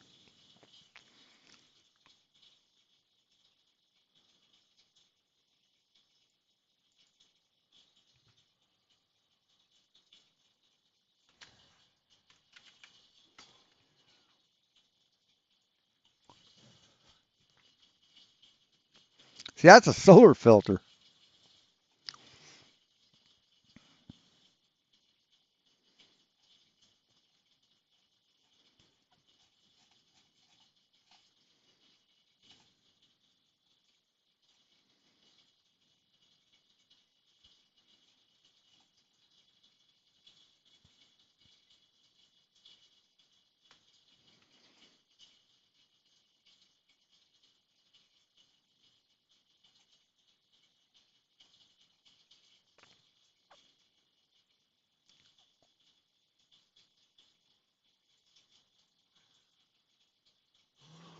Trying to find an illustration of the optic chain, the optic train.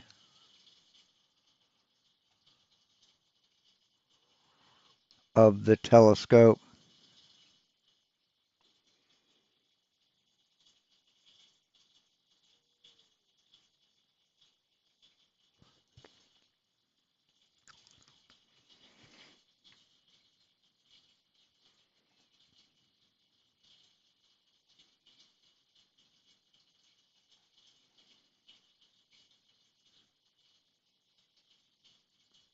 Okay, I guess that is a sensor. And it just has the eyepiece being fed the information from the sensor. See, this is just a compact version of a telescope that's hooked up to a computer, where you can use your computer as your eyepiece to look through the fucking camera. That's all it is, man. That's what picks up the clouds. And the reason you don't understand why you can see a clear image with this thing in the way proves that you don't know fucking jack shit about astrophotography or optics in general. That it can see through. Yeah, and then the eyepiece here for being able to view it live, right? Yeah, you mean live on a digital screen. Yeah, let's get into some of the technology that they say that they have. Yes, live on a digital screen. When you watch a television show or something on YouTube that's live, are you there in person, motherfucker? No, you're looking through a fucking computer screen, you stupid fuck. They have here, and so this is their like press release of how much more amazing their telescope is. Oh, this is a telescope. Telescope. So this is an ordinary standard telescope, and then wow, jeez, that was it. The difference there was it's not even close. They really sold it with that long video. Yeah, the difference is amazing, isn't it? What live stacking will do. Too. So vivid vision technology. This is new. In just 2 minutes, unistellar smart telescopes can reveal the colorful nuances of 300,000 stars in the Hercules cluster, bring to life the richly hued gas clouds of the Trifid Nebula, showcasing their true chemical composition. Oh, it's called Trifid. Dumb fuck. Yeah, now we know exactly what they're made of. Exactly. Yes, because if we use I can't remember the name of I can't remember the term. Anyway. It's 2 minutes for it to download. It'll tell you what material it is now by the color. No, that's made of that's gold. The other one there, no, that star is made of platinum. So before, after. See? So the before one. If you're out and you have a really, really nice like $30,000 telescope and you're in pitch black. $30,000 telescope? What telescope are you using, man? You can get a good telescope for about $500. You can get the before one sort of look like. You can actually spend like less than that if you build one yourself, and you'll see this. Now, if you process the image, if you take several plates and you process them through software, colorize with filters, then you'll get this. See, space looks like this. We colorize it to make sense of it and to make it look better. Like that. That's a more realistic image. The after one is what resembles like NASA's Lucifer telescope technology, where they've got it all in a computer database, like the one we're scrolling to below here. No, they don't have it in a database, and that's not what you see, dipshit. So they just make up the colors that they think are the most pretty, and they're going to get the most amount of wows with, and they have the technology to just you press the button and look at. Woo, that was cool. Just for $4,000. Optical. They don't have a fucking clue. Digital hybrid. So this is the technical aspect of how it's more of a augmented reality, right? So optical digital hybrid. This is just word salad. Oh, just word salad. You mean how it works is just word salad? Where's the chip? So it says live image processing capability of an onboard computer. Highly sensitive digital sensor. That's amplifying light signal from celestial bodies in real time. In real time, I just got to say it again. In order to make these really faint, hard to see stars visible, you have to do long exposure. And when you do long exposure, no, you don't. They're going to get star trails, or if you have a perfect equatorial mount, you will get it to be able to brighten up, but that has to be a long exposure, which eliminates the possibility. No, it doesn't. Of this being done in real time, because you literally have to do long exposure. You wait, then it processes that, and then you get that one image. Now you can stack those, right? And you could, with CGI, you could, by stacking those images and reducing the edges, you could make something brighter. No, it's not CGI, stupid. And stand out more. But that's all post-processing work that's done after a long exposure, so it can't be real time. It's just an absurdity. Yeah, they import the images into programs like Lightroom, and they're able to adjust exposure settings, and then within that type of a system, you'll get a gradient or a spectrum of colors, and then you drag your cursor around, and you're able to make it purple or pink, and you can accentuate anything in these editing programs. And then they've done that. No, that's not how it works, dumb fuck. They've created a sky database, so whenever the telescope is looking at that cluster or galaxy or that area of the sky, they stitch in the actual CGI that they've created. No, they don't. That's not how it works.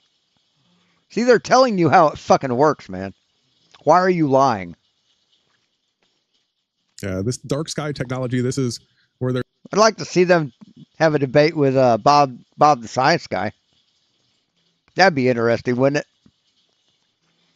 They're saying that they're able to reduce the light pollution. Deep dark. So, I mean, the only way you can do that is to already know what the image that you want to be. No, that's not the only way to do that. Jesus fucking Christ. Holy shit. And then you filter out the light pollution that's in the background, because if you have light pollution, the telescope's not going to see the star, right? Yeah, it's just even in very bright urban areas. Yeah, it will see the star. Jesus fucking Christ. Holy shit. What do you think you think you use this during the daytime, you dumb fuck? So they think it has to be pitch black with no light at all anywhere near you for you to do astrophotography properly. The deep dark technology, swift denoising algorithm purifies the telescope's image on the spot. Get out of here. Even the faintest celestial objects appear with impressive clarity. The Ring Nebula reveals its vivid blue and red hues, while the Cigar Galaxy appears 11.4 million light years away, showcasing the picturesque shape and details which give it its name. And flat earthers say they can see too far, huh? Who's doing the lying? Flat earthers are doing the lying. Because flat earthers are stupid. So they can get rid of light pollution, and at the same time they can get rid of clouds. No, they can't get rid of it. They can compensate for it, which is what the algorithm does, you stupid fuckers. Say, you see right through them. Through your house, right? Now this one is the funniest one in my... No, you can't see through your house, you ignorant piece of shit. Jesus, where in this does it say you can see through a fucking house? My opinion. This eyepiece. Jesus fucking Christ. Christ. This is what cracks me up. Yeah, Nikon eyepiece technology. I mean, it sounds creditable when you get the Nikon name attached, right? Flat Earther's favorite camera. We've got two. Yeah. The P1000 is a piece of shit, man. As professional cameras go, it's a piece of shit. So the precision optical assembly enables the image to be projected to infinity. That means it's got this little screw on the side where you can, anybody that's ever used binoculars before, where you can adjust the, yeah, you turn it a little bit. Oh, now it's in focus. Yeah, that's how lenses work. You have to focus them.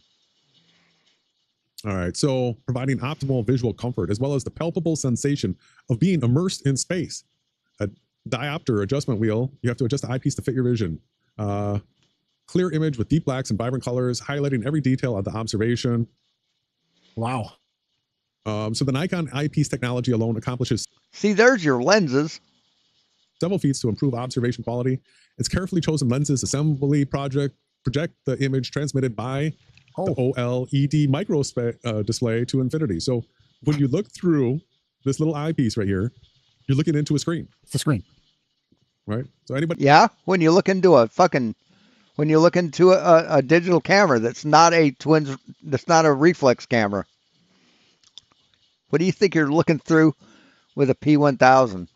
That's got like a digital SLR camera that has the eyepiece that you put up to it. You know how when you put... Well, I can't. I've never owned a P1000. Never would. So, your eye in there, you're looking at a screen. You're looking at a screen here, everybody. You're not looking through. Yeah, I'm looking at a screen right now. Are you fake? Are you fake? The telescope. So either you. Actually, I think they may be fake. Real people don't think like this. Intelligent humans don't think like this. You look at it mobile on a tablet or on your phone or something like that, or you put your eye up to this and you're. See, they're complaining about a telescope without knowing anything about it, but yet they think reality is a simulation. I think everything is CGI. You're looking into a tiny little screen. That's it. It's a joke. Right. Well, why wouldn't you watch it on the tablets or project it to a big screen, right? TV, like a projector, something like the whole side of your house. You can do that. You can fucking do that. No, this is just looking at. It's a fake eyepiece, people. So it is a fake eyepiece. What else do we want to go? Oh, so it's fake. So there aren't lenses, and there's not there's not lenses in it. Is that what it's a fake eyepiece? Nikon would put out fake shit. Is that what you're saying? So the smart star finder, that's cool, right?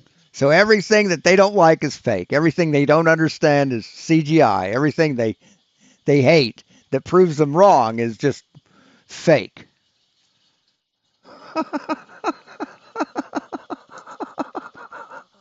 Oh my God, these guys are dumb. Motorized mount, just I like turns that. around and dial it in. I'd love to have that for the people. Yeah. P1000. You know, you can get a fucking motorized mount for the P1000. See, that's all they have. They've got P1000s. That's it. They've never looked through a fucking telescope. Ever. I got to show you the multi-depth technology. This is unbelievable. Multi-depth. Absolutely unbelievable. So typically to observe the solar system where the planets are bright, small, and close to Earth, you need a long telescope, also known as a long focal length. We were talking about P1000's got a 3,000 millimeter focal length, whereas these have a 320 and a 450. And to observe the rest of the universe where the objects are far away, spread out, and have low perceived, it says rightness. This should be brightness. I mean, this is supposed to be like perceived rightness. Right ascension. It's also a term that they use as well. Let's keep going. You need a shorter telescope, also known as a short focal length. No, it's a wide angle lens. Yes. And that's ridiculous. This means that the Man, yeah, it's clinically delusional. traditional telescopes are See, they don't understand anything about astrophotography. Because this is true. But they don't understand it, so they think it's a lie. generally restricted to a single type of observation. So it's either going to be close or far, making it necessary to switch instruments based on what you want to observe. With multi-depth technology, Unistellar's research teams... It doesn't matter how far away it is. It matters how big it is in the sky. ...have solved this dilemma. No need to make adjustments. Everything happens automatically for seamless observation. Wow. How does it work? All right, live analysis of the light signal. And then... the chip. Deep sky binning leverages a technology found in smart cameras, for example, in which 4 neighboring pixels are grouped together to form a single larger picture. So that's just video compression is all that is. And the image processing experts at Unistellar have adapted binning for use in astronomical observation. So it's gibberish. What do you... No, it's not gibberish. What you're saying is gibberish. Because you don't know what the fuck you're talking about. Like to see cloudy, colorful nebulas, the wonderful shape of details and galaxies. Sounds impossible, but that's exactly what Unistellar Technologies offers too. Wow. You can just go from close to far, but when you look at the close ones, it's really bad. Yeah, we're gonna get to that. There's a few more links, right? No, it's not really bad. Jesus fucking Christ. Yeah. But given the recent rise. So this guy went through and rated it. And on galaxies, he gave it a 5 out of 10. Nebula, 5 out of 10. Stars. We saw what the stars look like. It's just that bright. You missed it. Yeah, what we want to cover before clusters. There it is. No, that's supposedly the wandering star, Jupiter. It was before clusters. He's going through in order. Jupiter isn't a wandering star, stupid. Start. Nebulas, then stars. So it's in the beginning. So there's a star. Yeah, here's the star. That's what it. Yeah, that's what Simon Dan had, right? Wow. Yeah, isn't that exceptional? Yeah, I mean, let's give it a 10 out of 10. Heck, 11 out of 10. Where's the nebulas. Yeah, he loved the nebula. No, he didn't love the nebulas. That was Dan. Yeah, he said the nebula was that wasn't all that good. But it's right? the wandering stars that they call. Oh, look at that, right? Yeah. I only got a 5 on his scale. You got a 5 for that. He can do better with his $50,000 kit. So the interesting thing here is that PsyOp Man Dan didn't put the telescope out for viewing on a night where. So you ever notice how ignorant people have little mocking nicknames for people? Like Little Marco and PsyOp Man Dan, Fight the Flat Girth, MC or Mechtoon. You notice that? Ignorant people make up little nicknames for shit they don't understand. This morning at like 4 o'clock in the morning here in North America, you could see, I think it was 6 wandering stars all up in the sky at one time. Like you could have taken your. You mean planets? Why wouldn't he have waited a few days to create the video, set his alarm clock, get up in the middle of the night and film that and show everybody Jupiter, Saturn, Mars, Venus, just get them all. No, I'll show you why. There's a very good reason. Let's take a look at the images that it produces for the wandering stars. Telescopes have fallen at, but with its far superior aperture size, this is the moment to shine for the EV scope 2. Immediately, we can see several similarly bright points of light surrounding Jupiter. These are its 4 largest moons. We are looking at long. All right, we've looked with P1000. You can see this even better. Yeah, we get better images than right that now. But once we start imaging, no, you don't. Our exposure is reduced, and the planet reveals itself. Straight away, we can see the distinct bands of Jupiter, and as more time passes, our image becomes less noisy and slightly more structured. We are presented with an okay view. That's we expect a little something clearer than a along these lines for a P1000, telescope but of I this think size. this is But how does it fare against the ringed gas giant Saturn? The focus No, that's Jesus fuck. was as sharp as I can make it, and in the live feed, it was almost clear to see the gaps in between Saturn's rings. But disappointingly, even as time progressed, the view It's way achieved of worse than a Saturn P1000. was nothing short of a blurry, indistinct mess. I'm very So Saturn is supposed to be in our solar system.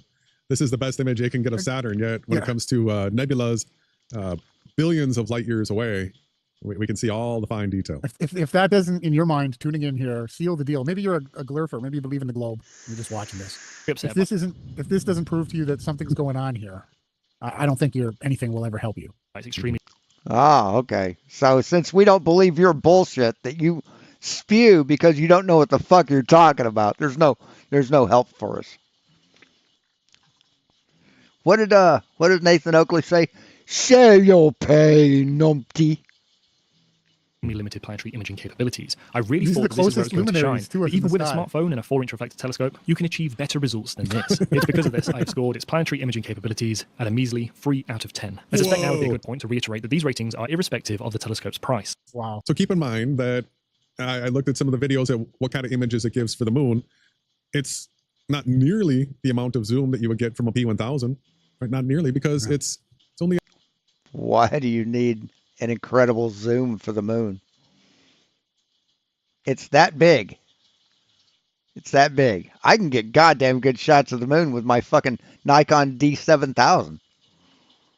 What's your fucking point, asshole? A 320 millimeter focal length. I mean, this is the type of lens that somebody would use at a sports event, like a football game or something like that. Not for seeing things that are long ways away. Of light years. I don't have a fucking clue, do they? See, because of the celestial sphere, you don't have to focus all the way to 3,000 to whatever many light years. You just have to focus on the celestial sphere. So yeah, that's a joke. How much deeper did you want to go on this topic? Let's just round it off. Just scroll through the comments a little bit and show the ridiculous, cognitive dissonance that are in the Simon Dan followers. See, this could be called damage control. They got to get ahead of it so that their followers don't accidentally learn something. I don't see Fleur spying this. Opening the box would be too complicated. Oh, that's a good one. Oh, that got 168 likes. Just to show people. So this idiot, this doofus, this brainwashed cult member can't even see that he's being sold augmented reality in a telescope. He's not being sold augmented reality. But he thinks it's flurfs. Like, how ridiculous is that? So this to me is okay. Show us your telescope. Show us you've proven that you don't know what the fuck you're talking about. You've proven that in about an hour. hour and 12 minutes. You've proven that you don't know what the fuck you're talking about. The best part of the whole video to expose it. The next one's worse. Made the mistake of showing the video to my husband. Guess what he needs now? My fault, laugh out loud. So, I mean, this person and the husband, dumb enough to go spend $4,000 on a CGI plastic toy. They want to be a part of Earth's planetary defense system. Now pointing out the truth, but NASA put all those pictures into the telescope. So they're not in the telescope. No, they didn't put those pictures into the telescope. Oh my fucking Lord. They're in the digital software that it's running. That's why it's obvious. So is he going to tell us? No, it isn't. This guy, if you ask him, hey, did you notice that the eyepiece was an OLED screen? I mean, nobody's calling this out. Not one person. No, I bet you can see the ice wall with that thing. Because there's nothing to call out, asshole. They think that's funny, right? See, the thing is I bet you, like, if you're at a football game and somebody had that and somebody had a P1000 and you both zoomed in on the field, guess which one's going to be able to see more detail? The P1000. Right? The P1000, because the P1000 is designed to take photographs on Earth. Yeah. I just don't know how telescopes work. But they're fucking experts, right? They just know more than everybody. This guy here said he was so happy. You scroll up a little bit. I'm so glad I spent $1 gazillion on my Celestron 1100 Edge HD and all the ancillary equipment required to just get the simplest of images that takes hours to assemble and align and focus. And then after all that, still doesn't image. The image still isn't anywhere as clear or look anything like with this telescope. Again, this should be enough for somebody to go, wait a minute, you spent $10,000 on a setup and it doesn't look anything like this one. Yeah, because the regular telescope you can't download from the image database. Here's a good one too. Case _. Look at that one.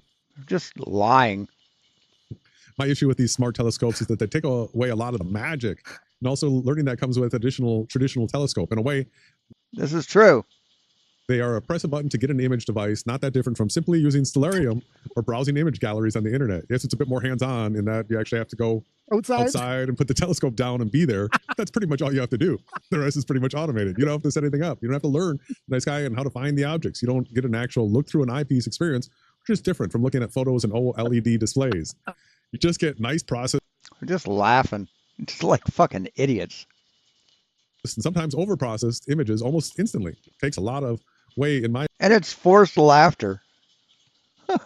They got to put up a brave front. Opinion, not to mention those telescopes are usually rather small, which comes with its own set of issues, which are basically brute force through image processing and exposure stacking, but that can only work up to an extent. Would be interesting to see how this kind of telescope deals with planetary observations. Let's get debunking it. Yeah. Then again, on the other hand, we can keep all the going. hassle. Yeah. So somebody was able to predict it. Flirts. It's all CGI. The telescope is a big hard drive with made-up pictures on it. So they put in their like sort of cognitive dissonance what they think flat earthers are going to say. He got it right, didn't he? He got it right. He predicted what you dumb motherfuckers would say before you ever fucking said it. How about that? Isn't that weird how we can read you like a fucking pop-up book? But the truth is that it's linked up online. So to turn the app on, you have to be online, hooked up to the database. It's not. No, you don't have to be hooked up to a database. No. You're hooked up to your phone. Now the database tells you tells the telescope where to point.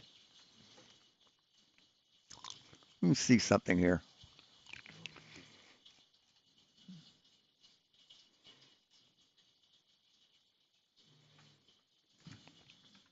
Let's go to their website.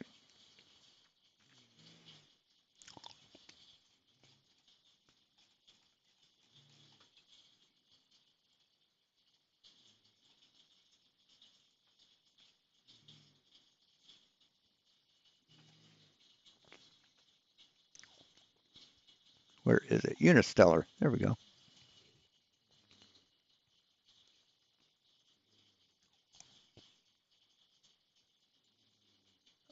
Here, let's do this. Can the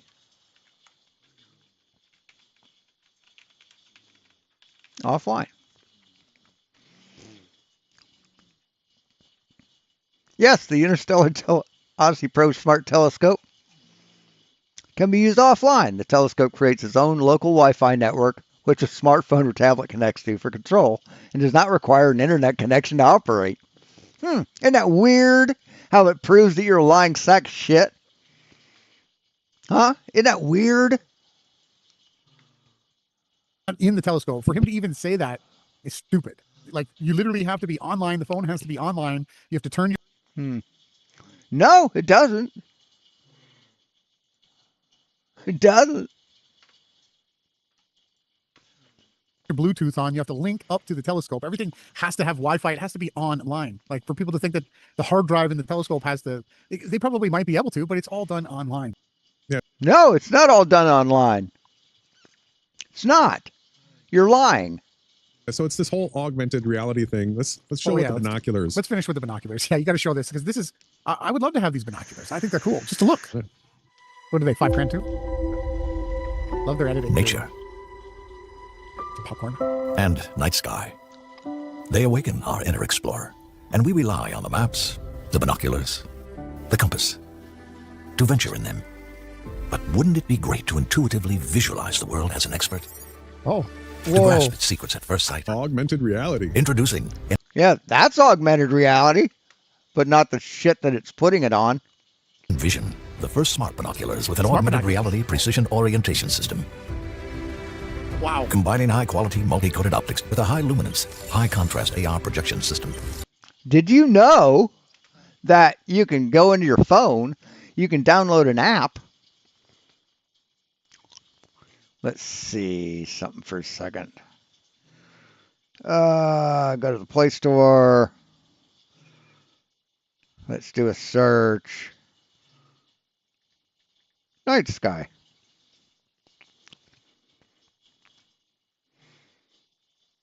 Stargazer view. There we go. Let's load it up. And our precision orientation system. Envision connects you to a database of millions. So they've got the native optics, which, I mean, everybody knows binoculars. They don't really magnify things that much. Really? They don't? But then with... I don't know. Hunters would kind of beg to fucking differ. Within the... People who actually own binoculars would fucking beg to differ. Binocular, they have the ability to project the augmented reality to overlay what it is that you're actually seeing too, right? Yeah, they're showing you the technology here, how they can show you all the trails and keep going with it. Developments, everything from trails to peaks, springs to refuges, and stars. And stars. Comets, galaxies, planets. So they can just add in the comets, and you can zoom into asteroids and...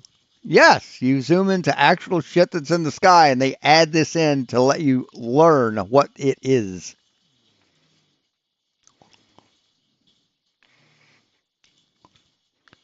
Night sky view, stargazer view. Here we go. Got to load up.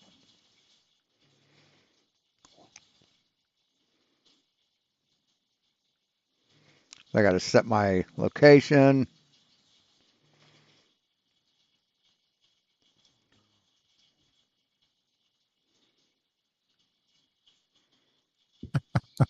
And nebulae. Thanks to Envision, they're all accessible online and offline.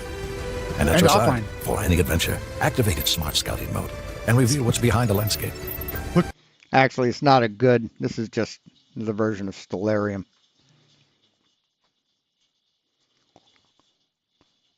I used to have an app that would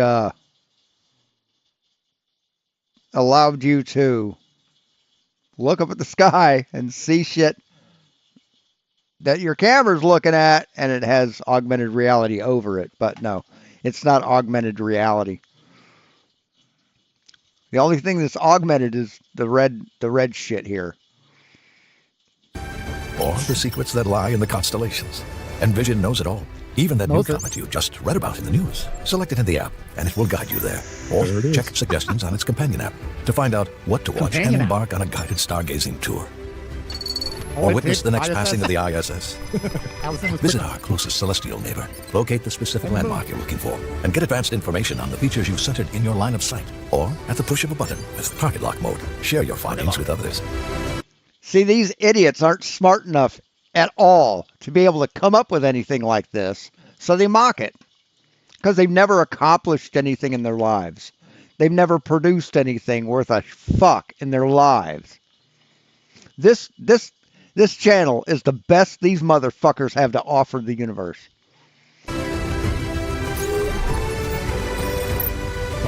Finally, when your inner explorer needs a rest, just turn off the technology and enjoy the natural optical view of the binoculars, but now with a deeper understanding of what it's really like.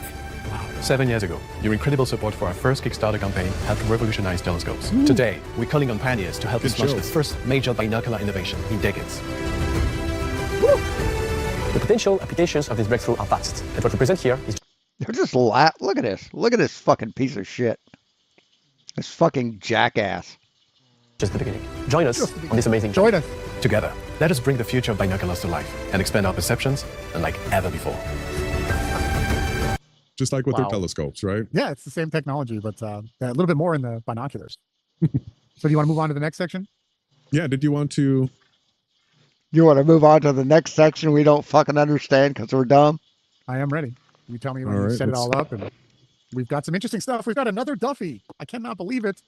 I cannot believe it. Not Will Duffy, but we have another Duffy, a Sean Duffy, on the scene. I don't think he's related, but I wouldn't be surprised that it's not a very common name, Duffy. But what we have is some crazy, crazy news coming out from NASA. So everybody knows how Trump wants to take over the world and get the resources of everything. So apparently the next move is that we haven't been back to the moon, since 1972? 72. Right? Apparently now, am I being presented?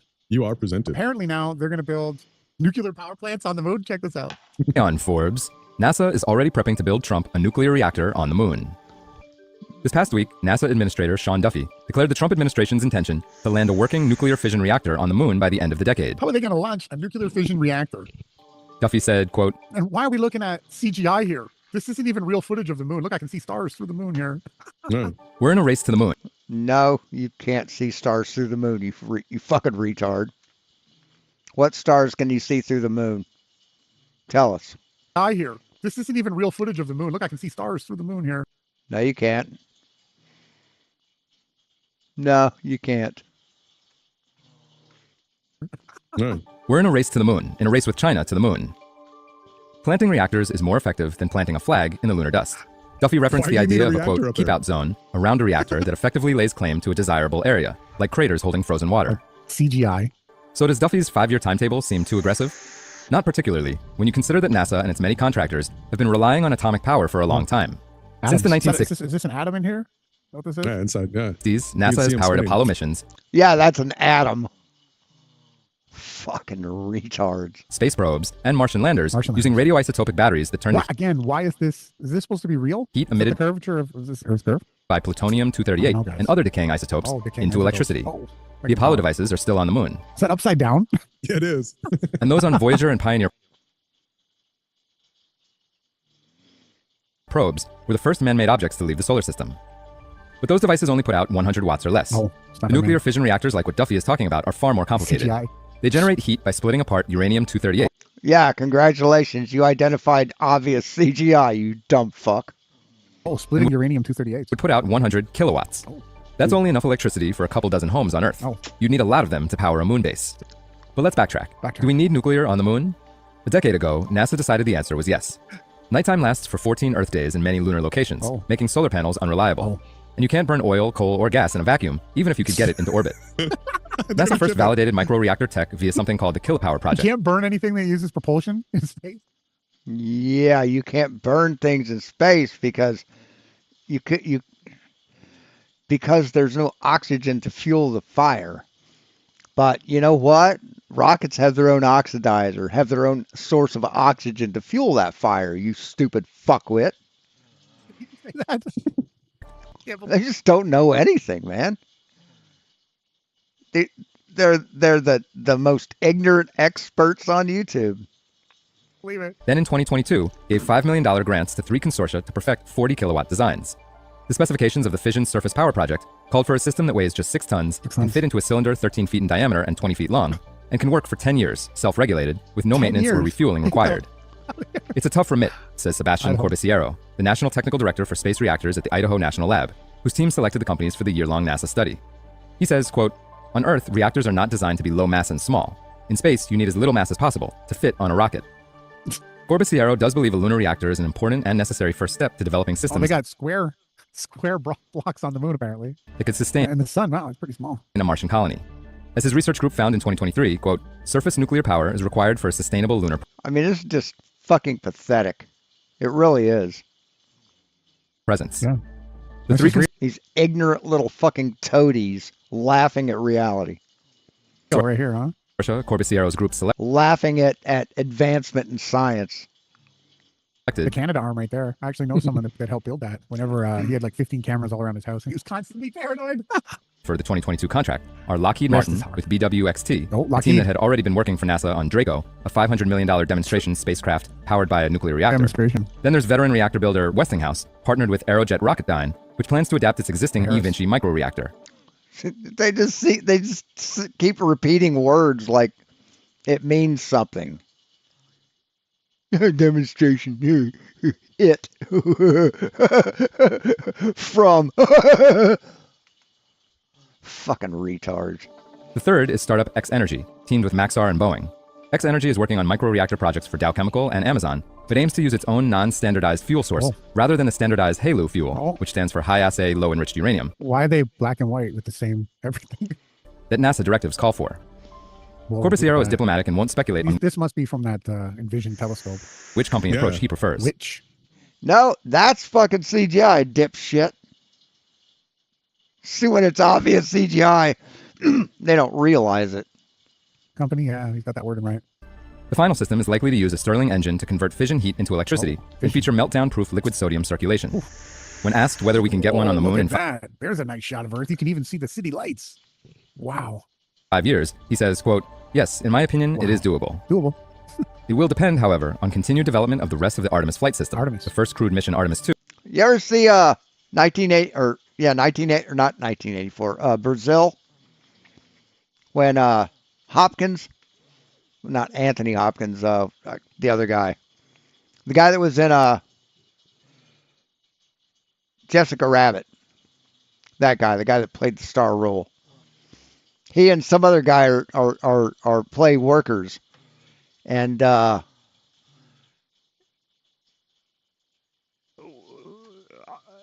Hopkins says something, and then his goon, the goon that's with him, the unintelligent piece of shit goon that's with him, just repeats random words that he says and laughs.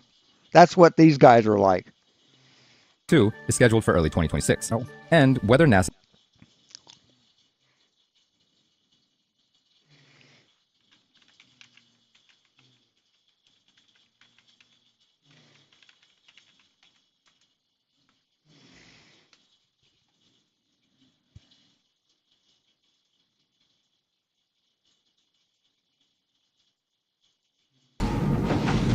Probably get struck for it.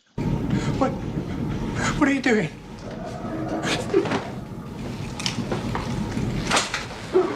Harry Tuttle, heating engineer at your service.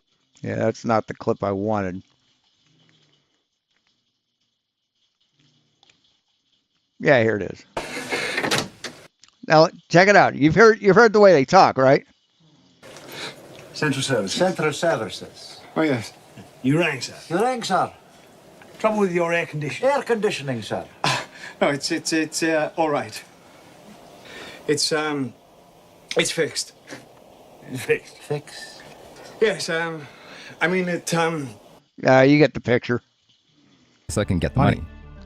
On Earth, microreactors cost billions. According to Duffy, the Trump administration thinks America can't afford not to plant reactors on the moon as soon as possible. Gotta get 'em there. China is planning its Chang'e 8 mission in 2029 to test out methods for building a lunar base with robots and 3D printers by the mid-2030s. So no humans, just robots. Duffy says both China and the US want to monopolize the best lunar real estate near the poles, where the sun always shines. So obviously they've got to go to the poles because nobody can see Yes, robots, till they get the shit set up by the robots. those with quote-unquote telescopes. Jesus, right? fuck. Duffy says, quote, T1000s. Oh, we don't need you, Oxford. We have ice there. We have sunlight there. We want to They got water and ice on the moon now, huh? There's a new discovery, huh? there No, it's not a new discovery. first and claim that for Yeah, you can turn it into hydrogen. America. For full coverage, check out Christopher Hellman's piece on Forbes.com. Unbelievable. Hey, Webster, get out of here. I mean, so NASA's going to build a nuclear reactor on the moon, supposedly. A micro. Yeah. Micro, yeah, 6-ton unit. Like I made 6-ton air conditioning heating units for tower cranes. Let's go through a little bit of some memes here before we round this out. Gravity, strong enough to hold all of the world's oceans around the spinning ball, but weak enough to allow butterflies to casually evade its grasp completely. No, they don't evade its grasp completely. What happens when a butterfly stops flapping its wings, you dumb motherfucker? What do you think happens then? Jesus fucking Christ, these guys are dumb. All right, how about that one? Here we got... See, we present science. These guys present memes. That's as much as their tiny little pin brains can fucking handle. Go to the moon in a nanosecond. The problem is that the Earth is flat and space is fake. Yeah, it's not. It's not, and space is not. It's been provably, it's provably spherical. It's measurably spherical. Oh, what's this, everybody? What do we hear? We're talking about the globe or the flat Earth.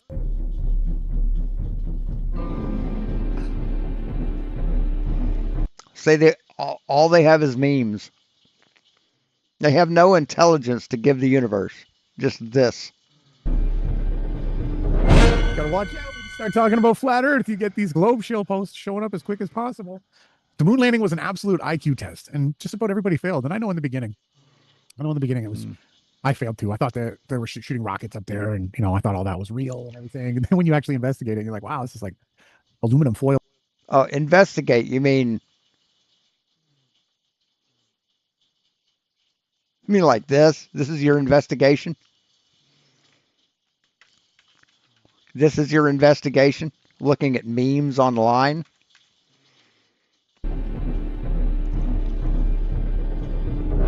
Gotta watch out. When you start talking about flat Earth, you get these globe shield posts showing up as quick as possible. The moon landing was an absolute IQ test, and just about everybody failed. And I know in the beginning it was, I failed too. I thought that they were shooting rockets up there, and I thought all that was real and everything. And then when you actually investigate it, you're like, wow, this is like aluminum foil and duct tape and like lawn chairs and stuff like that. No, it's not aluminum foil and duct tape and lawn chairs. See, that's how little investigation you've done on it. See, when you say you've investigated it, this is what you've investigated.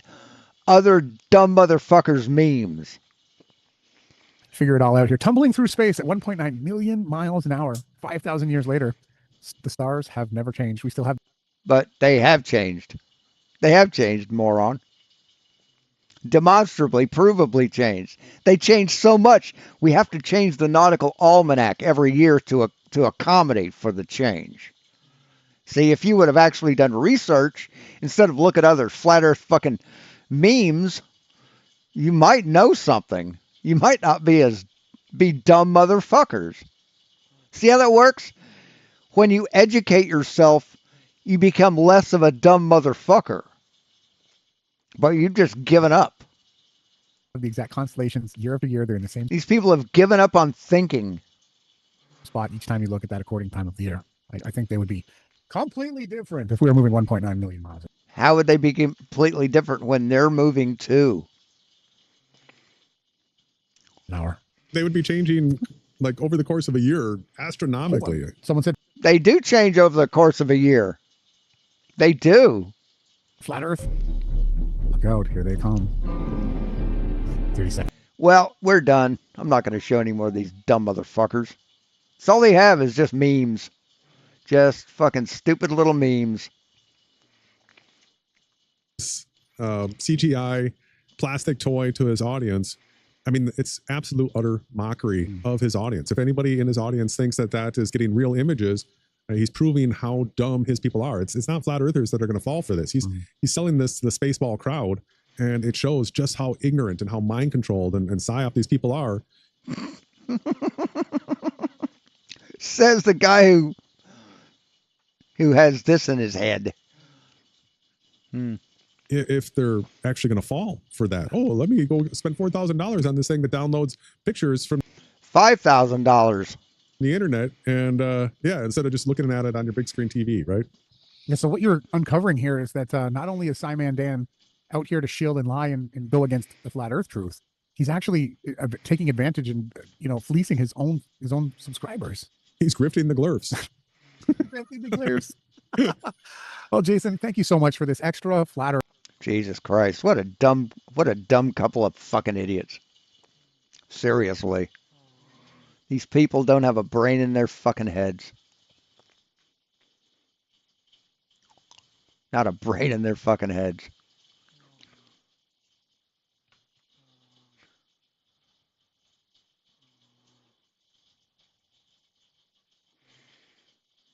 Anyway. Earth Sunday stream. So that's it. That's all I have. No more of it. No more of these fucktards. So thanks for watching, guys. Thanks for stopping by. Appreciate it.